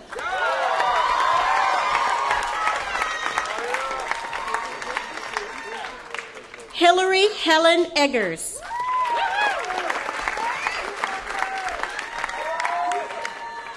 Rachel Ingrid Ekareb.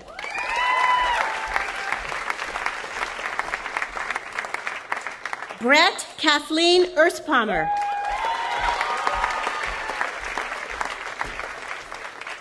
Raven Evans.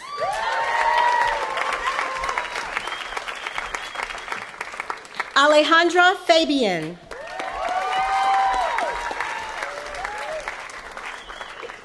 Daniel Clifford Falby.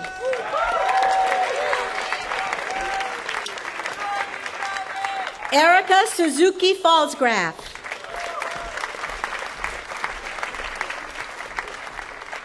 Ari Bryce Phillip.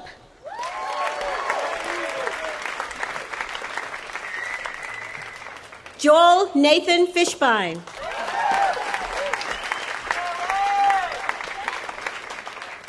Will Rowan Fletcher, summa cum laude, Rena Gurley Archibald High Scholarship Prize recipient.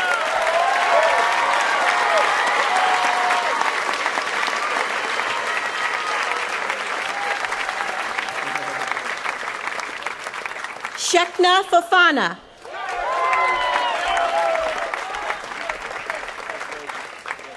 Aaron Fong.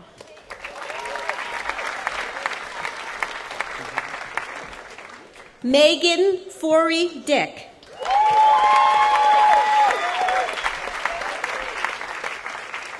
Andrew Wallace Foster.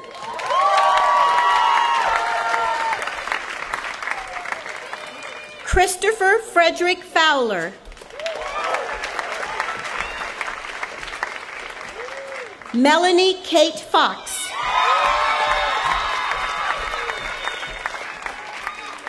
Jasmine Marie Francis. Kendra Lee Francis.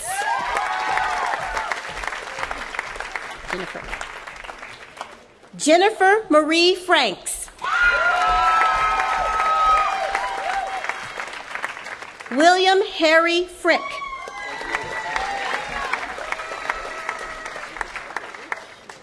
Clara Daniel Freed.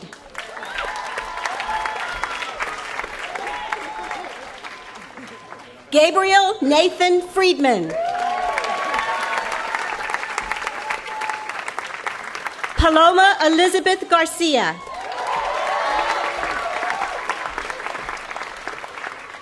Salvador Garcia.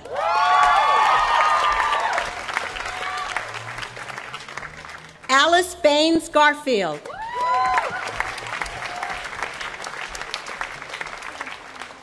Alexander Benson Garver. Winty Zarabrook Gabru.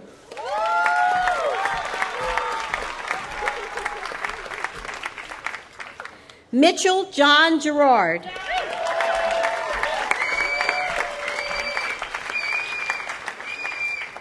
Aliana Bryant Gewurtzman.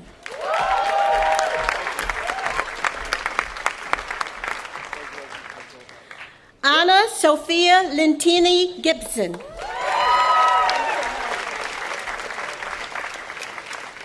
Asha Nicole Gibson.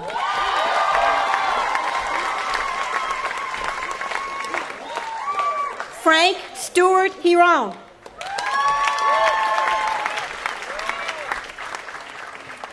Lila Alani Glick.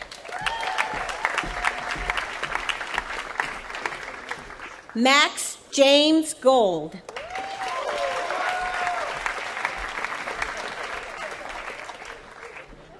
Alex Goldman.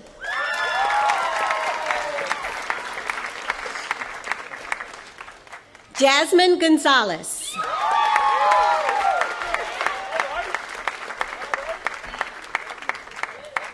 Nora Rebecca Janet Gordon.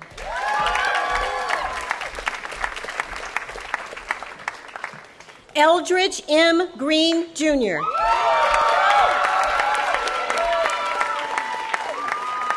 Rose Imani Green.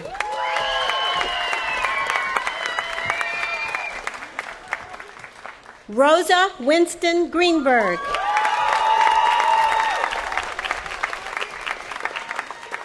Kyle Mickey Grossman.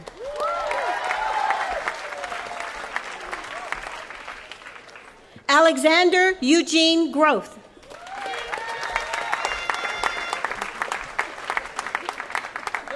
Xinyi Guo.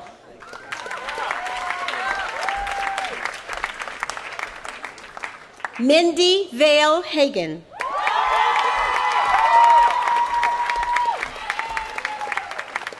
Megan Ann Haley.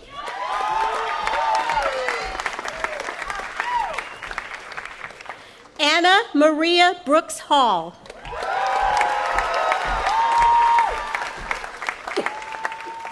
Jamie DiCristofaro Hall.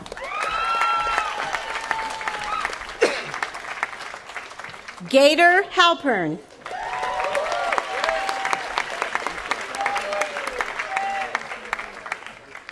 Corin Hunter Hamilton.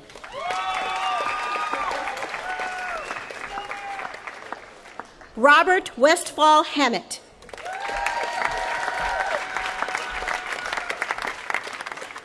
Jordan Elizabeth Hammond.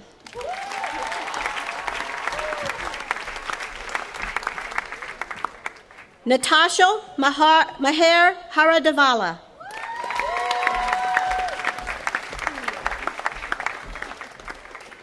John Dorian Harewood.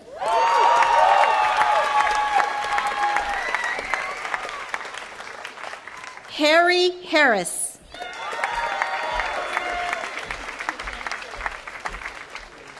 Matthew William Hasling. John William Hassey.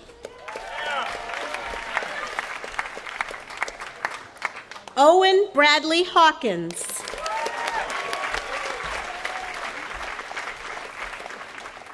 He Jishi Lucy.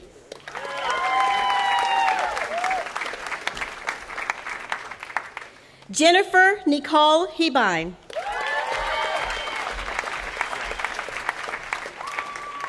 Matthew Eric Helm.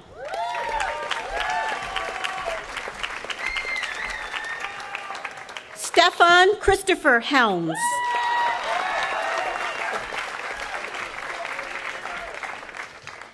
Evan Andrew Hemsley.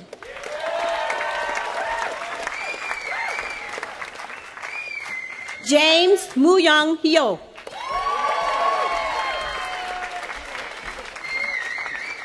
Carolyn Elizabeth Height.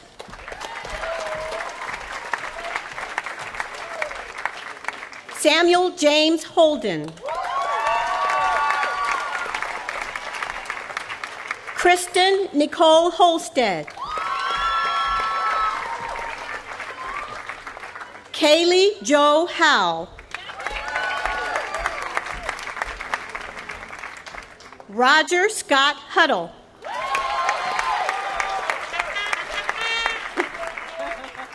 Sandra Huerta.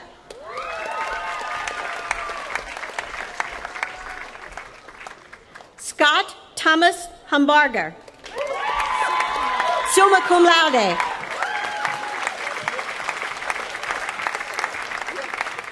William Yoshida Hummel.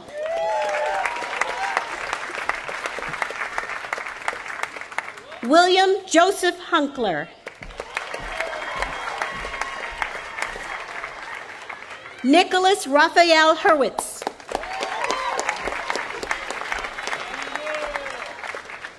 David Matthew Ichikawa.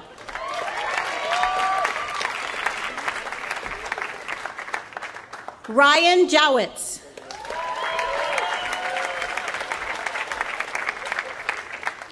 Kelsey Marie Jensen.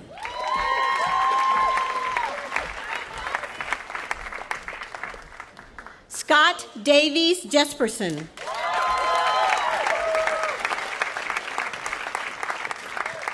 Jennifer Julia Jones.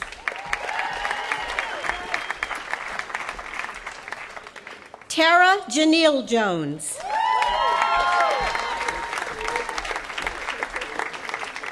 Iris Jong.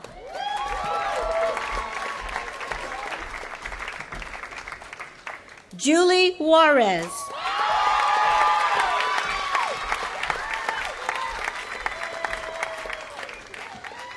Jenya Rose Khan Lang.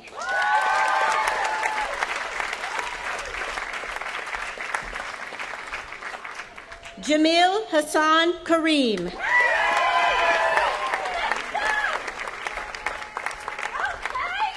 Jane Kasavin.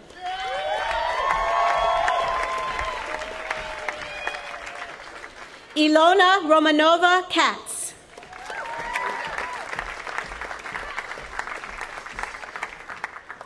Andrew Katutsky.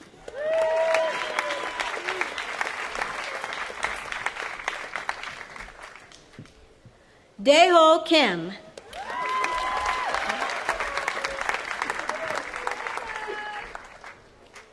Yoon Hyung Sarah Kim.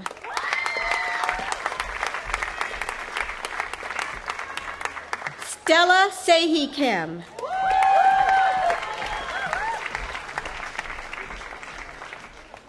Sarah Elizabeth Kennecke.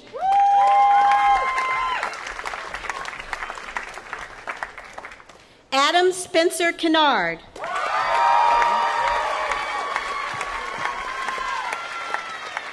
Catherine Elise Kistler. James Kyle Shields Klingensmith.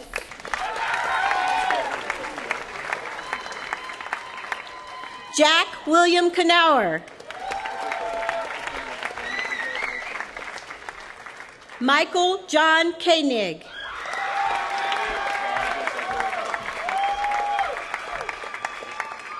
Sukjin Ko.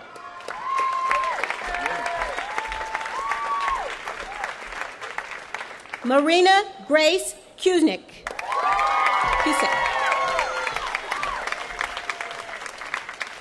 Jaron Kwong.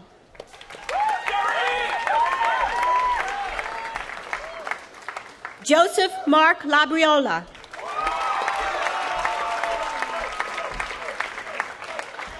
James Nicholas Lambert.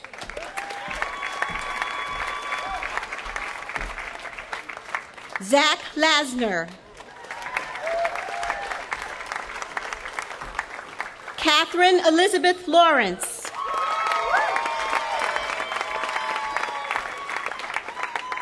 Max Lyon Lebeau.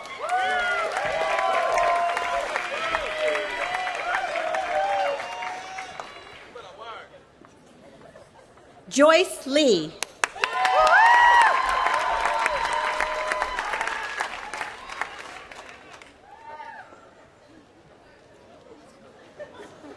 Uh-oh.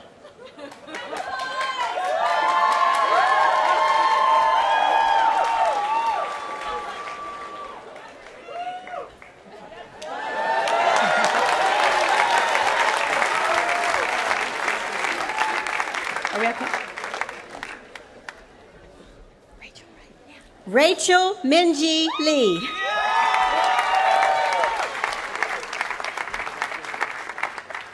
Amber Lena.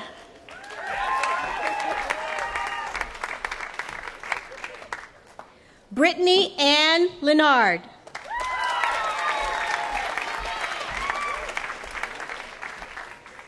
Heidi Leonard.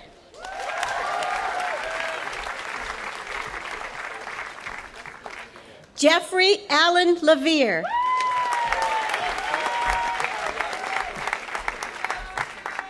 Benjamin Bradshaw Levin. John Edwin Lewis.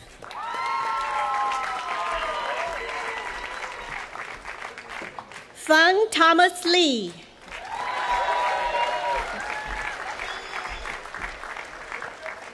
Hienjung Lim.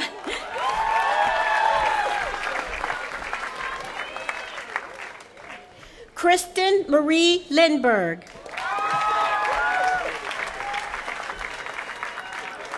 Denise Liriano.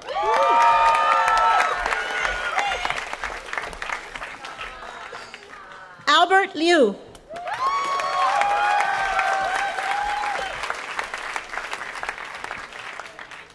Christian Lopez.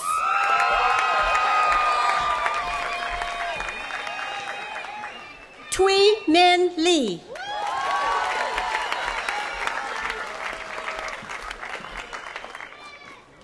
Jesse Maximiliano Madrigal. Joseph Marr.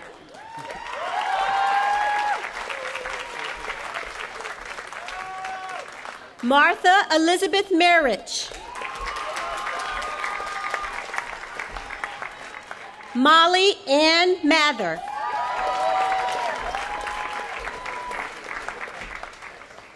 Benjamin Aaron Mazer.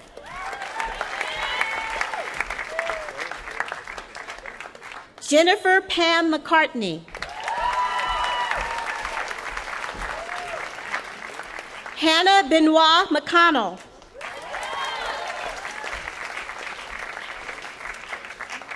Ellen Ruth McCormick.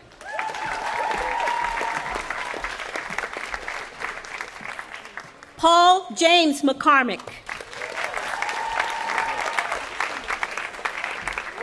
Daniel Owen McGinnis.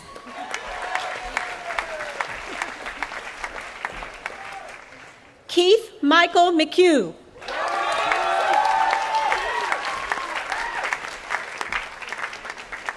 Timothy Lloyd McKee.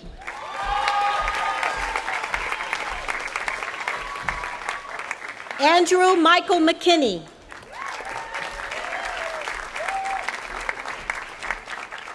Mara Rose McMillan.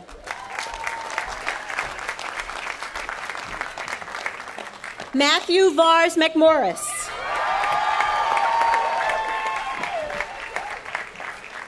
Christina Rue McComber.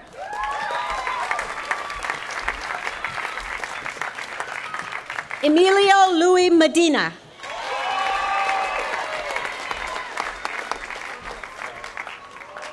Madhav Mehta.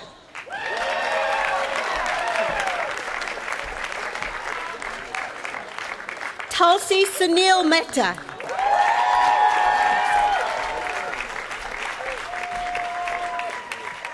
Roberto Mendez.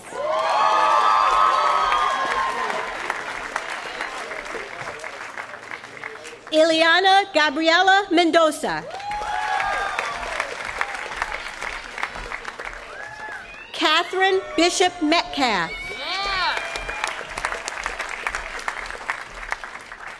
Ryan Meyer.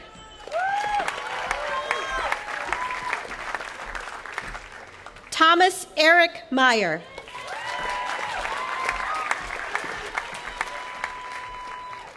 Allison Northey Miller, summa cum laude.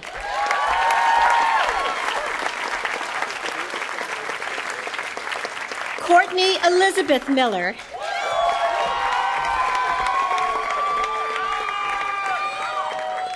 Kelly Francis Miller.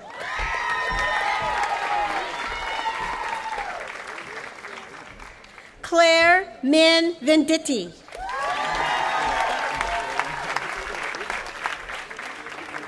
Emily Charlotte Miner.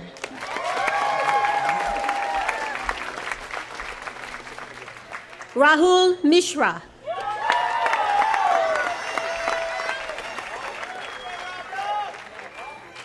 Richard Allen Mitchell.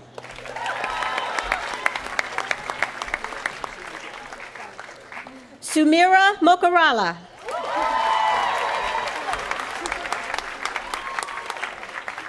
Jaron Matthias Moeller.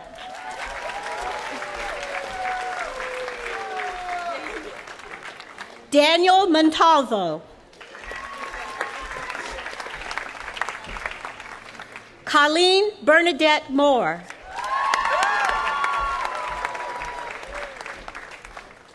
Natalie Caroline Moreno.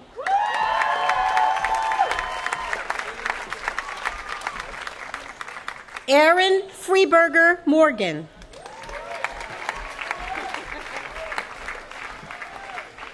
William Arthur Morrison.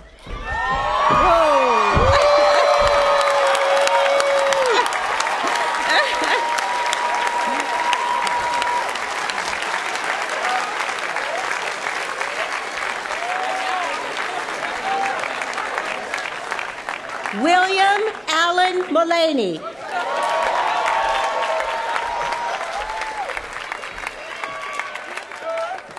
Wei-Jun Mon.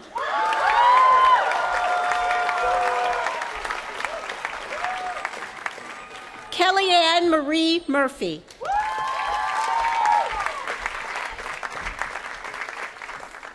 John David Nacco. Francis Gufan Non.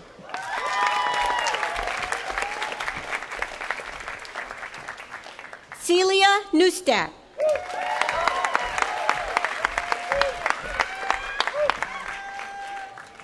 Ellen Catherine Ng.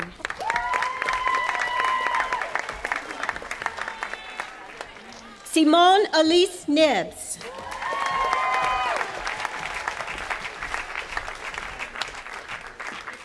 Nina Gladys Narima.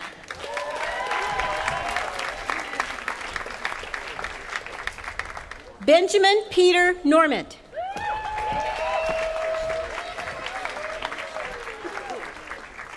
Chase Robert Olson. Chrysanthi Patricia Altman.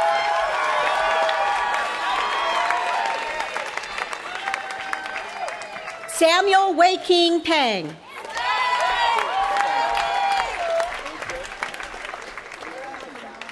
Nicola Rose Parisi.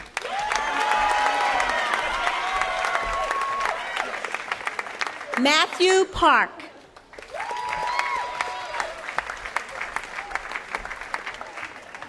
Sarah Ann Patzer.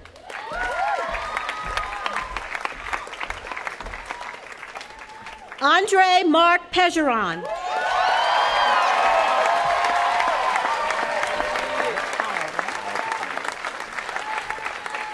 Kyle O'Brien Picorni.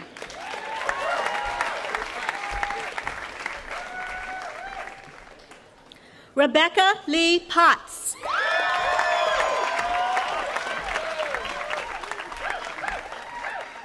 Evan Edward Preston.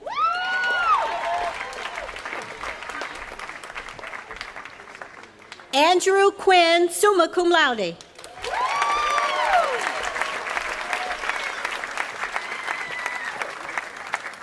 Emmett William Radler.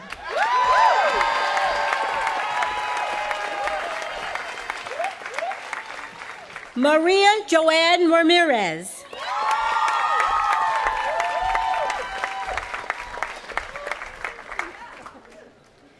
Kizan Ramsuk.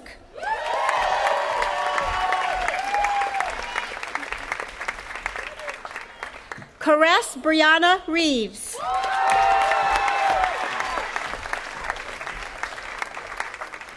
Brittany Chantal Rhines.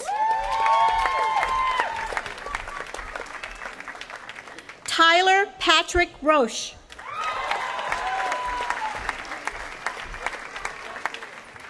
Dustin Thomas Rodriguez.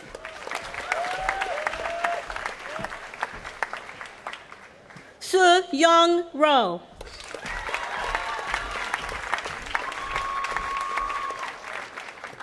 Luca Gabriel Rojas.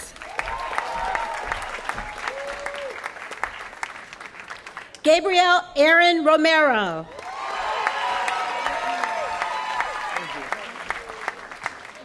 Leonardo Rossetti.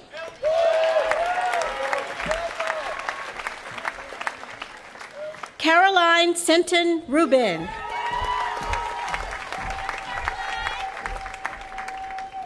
Alexander Hannigan Roosh.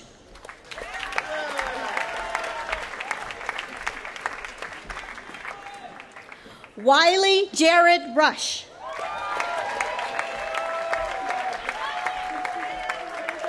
Adam Ehrlich Russell.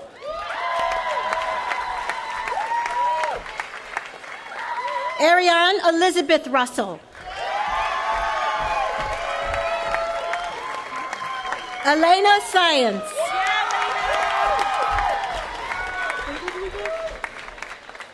Dalika Saul.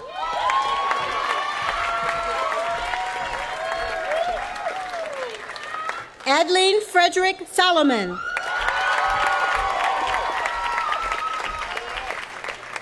Williams Brams Savage. Nathan Jack Shower.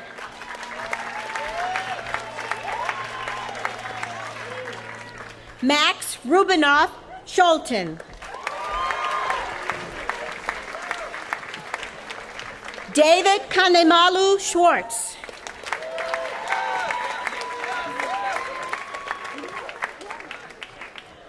Ariel Marshawn Schanholt.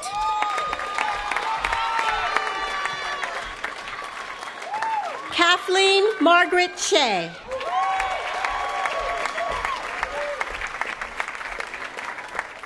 Andre Garland Shepley.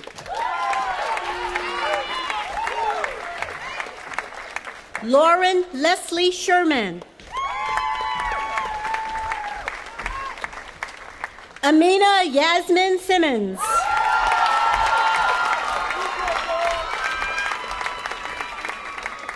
Uday Singh.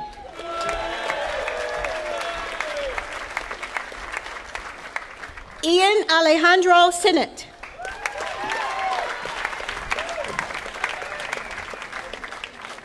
Thomas Pierce Slade.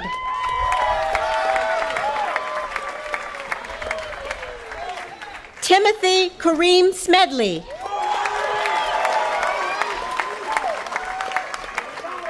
Elaine Smith.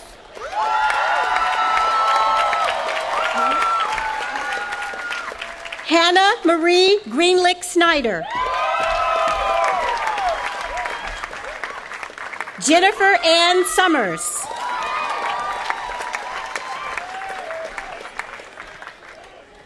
Kunwei Song.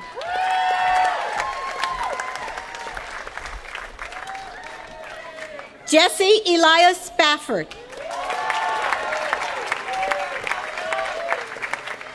Nathaniel Seaver Spielberg.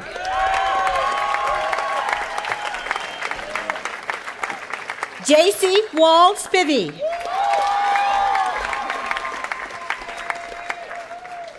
Brian Sekabira Simbajoe.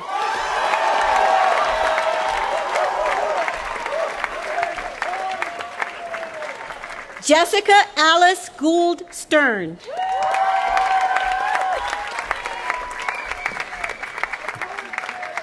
Jeremiah Maloney Stoiterman.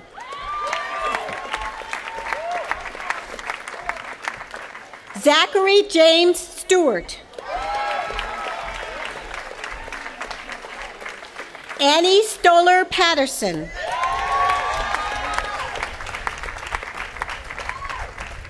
Jessica Russell Stoneman, summa cum laude.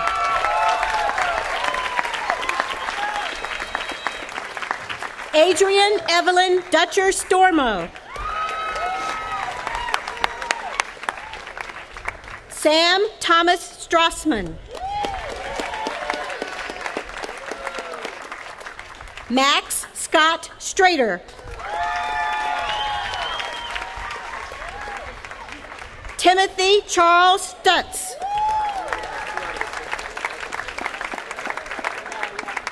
Hao Tang.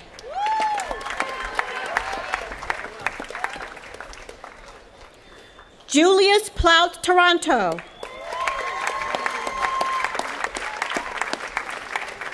Christina Francis Taylor. John Robert Thomason.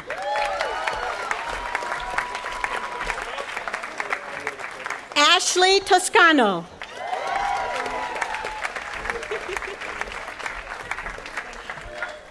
Samuel Walter Trackman.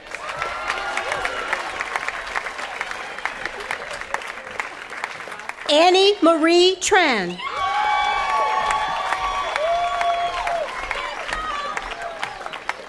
Joseph James Singh.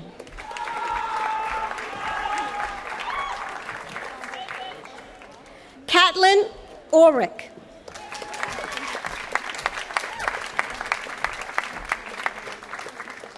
Prabhava Upadrashta.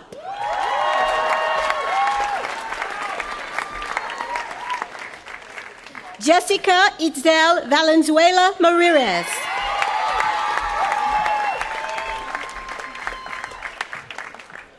Laura Valerio.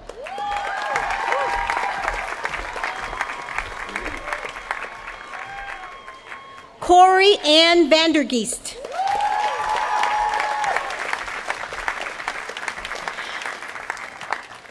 Kirk Lee Vandergrift.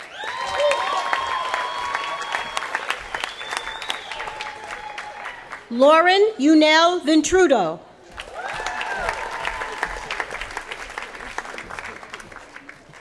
Ermelinda Villagomez.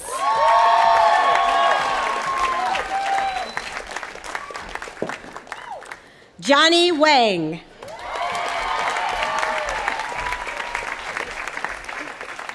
Pauline Lee Wang.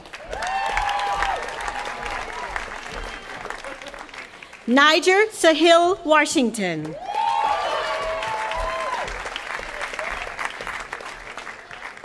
James Evan Watts.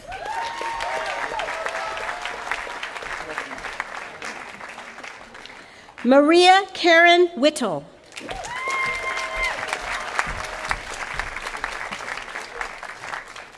Catherine Ann Wilka.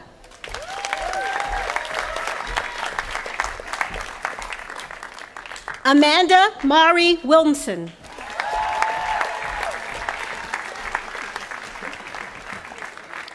Matthew Brandon Wolfson.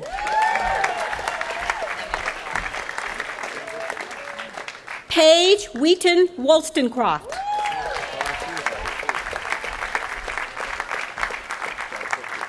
Anderson Charles Wright. Christopher Lyle Wright.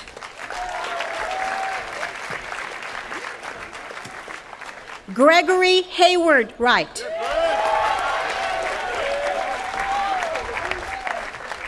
Shayla Dawn Wright.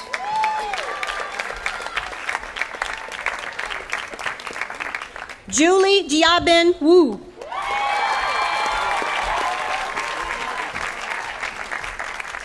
David Wyman.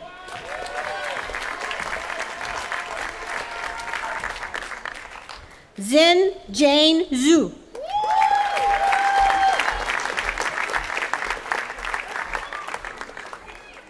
Jin Lin Yi.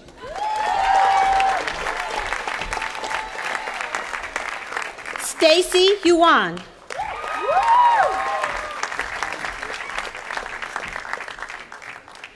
Evan James Zonizer.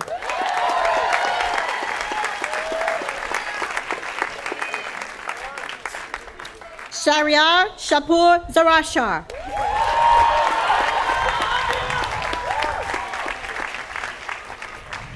Jessica Perrine Zellinger.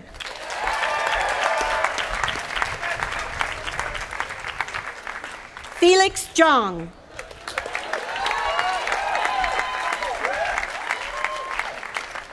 Tina X. Zhang.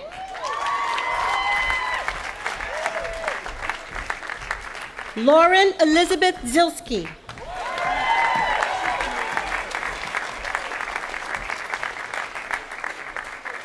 Benjamin Tuman.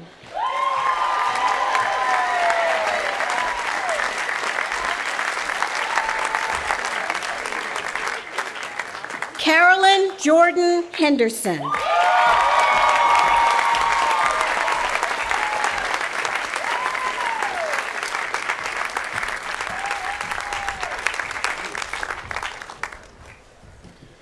The class of 2012.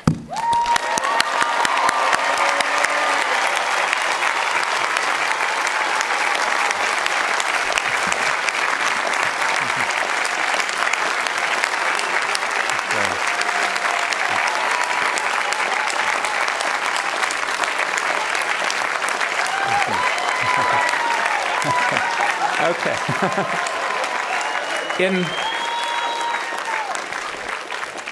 In thinking about my charge to the class of 2012, I kept returning to the voice of someone we lost this year, John Payton, mentioned already by David Murray, a member of the class of 1973, who was a trustee of the college since 2005, and a friend from our first meeting a year earlier. 7 years ago, John was the principal speaker here at commencement, where he called on members of the class of 2005 to recognize diversity as an indispensable democratic value in a post-September 11 world. Arriving on campus as one of only 5 black students at the college in 1964, John recognized that change needed to happen. He was centrally involved in the establishment of what we now know as the Office of Black Student Affairs and the Intercollegiate Department of Africana Studies. A mathematics major at the college, he took several years off before graduating to build the Black Student Admissions Program for all the Claremont colleges. After graduating, John spent a year on a prestigious Watson Fellowship in Africa, received a law degree from Harvard, joined a major law firm where he became a leader in civil rights law.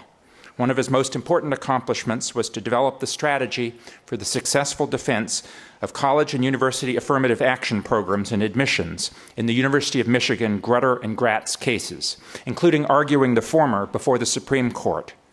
John led a number of other critical civil rights cases as the head of the NAACP Legal Defense Fund before his untimely passing earlier this year. I give this biographical background not to single out one particular career trajectory as a model for all of you in the class of 2012, but rather to talk about the qualities that enabled a Pomona graduate to shape a life that made a difference in the world. What can we all learn from this example? The first lesson is to act passionately. Find a cause or an issue that really matters, discover a way to make a difference, perhaps on a local level or occasionally on a large scale. Some of you will eventually move into leadership positions that will have national or international impact. Others will be actors on a more modest scale within your workplace, your families, your circles of friends. John Payton's commitment throughout to justice and equal rights under the law shaped his life. Let your passionate commitments shape the lives of meaning that you will live. The second lesson is to think critically. Think critically about the world around you. Challenge the way things are, imagine how they might be different. But another part is to think critically about yourself, to look at your own motives and actions and see whether they are helping to move things forward in the most constructive fashion. John Payton was an idealist, yes, but he was also a pragmatist, looking at a situation or a case, figuring out the strategy to achieve the best possible outcome given the present flawed system in which we all live. A key to his successful affirmative action strategy for the University of Michigan was to bring the armed services in to testify to the importance of diversity in their ranks, not because the armed services were paragons of behavior, but because they could help him achieve his particular pragmatic goal of winning the case. I've recently been reading a book called Thinking Fast and Slow by psychologist Daniel Kahneman, who won the 2002 Nobel Prize in Economics. Kahneman's work explores the central question of how our brain works, how we answer questions, make decisions, and take actions. He argues that we have two systems within us. System one involves thinking fast, reacting instinctively to a situation or question, using rough rules of thumb based on our experiences and our intuition to make a decision. System one is our primary way of thinking about the world, and its quickness has evolved over time because of the need to react immediately to danger. It serves us well as a primary way of thinking, but can also lead us into mistaken and irrational approaches. System two, on the other hand, helps us to think slow, analytically explore alternatives, use logic carefully, question our gut feelings, bring evidence to bear in a thoughtful fashion. Kahneman calls System 2 lazy. It takes effort to engage it. But it helps to keep us out of traps where our instinctual response from System 1 can lead us. A simple and classic example given by Kahneman is the Linda problem. Consider the following description. Linda is 31 years old, single, outspoken, very bright. She majored in philosophy, maybe at Pomona College. As a student, she was deeply concerned with issues of discrimination and social justice, and also participated in anti-nuclear demonstrations. Now, Kahneman asks a question that I pose to you. Which is a more probable statement about Linda? First, Linda is a bank teller. Or second, Linda is a bank teller and active in the feminist movement. Think about this for a moment. Most of you probably immediately responded that the second description, a feminist bank teller, is more likely. The first statement, that she's simply a bank teller, seems inconsistent with our stereotype of what activist students turn into, whereas adding a detail about Linda being a feminist seems to make the story more plausible. But our instinctive System 1 reasoning is wrong, and a careful System 2 analysis will show, quite simply, that the set of all feminist bank tellers is wholly included in the set of all bank tellers. Specifying that she's a feminist lowers the probability, as my mathematics and computer science colleagues can all attest. So that's a very simple example of the failure of System 1 and the need sometimes to step back and take that extra analytical look at a situation.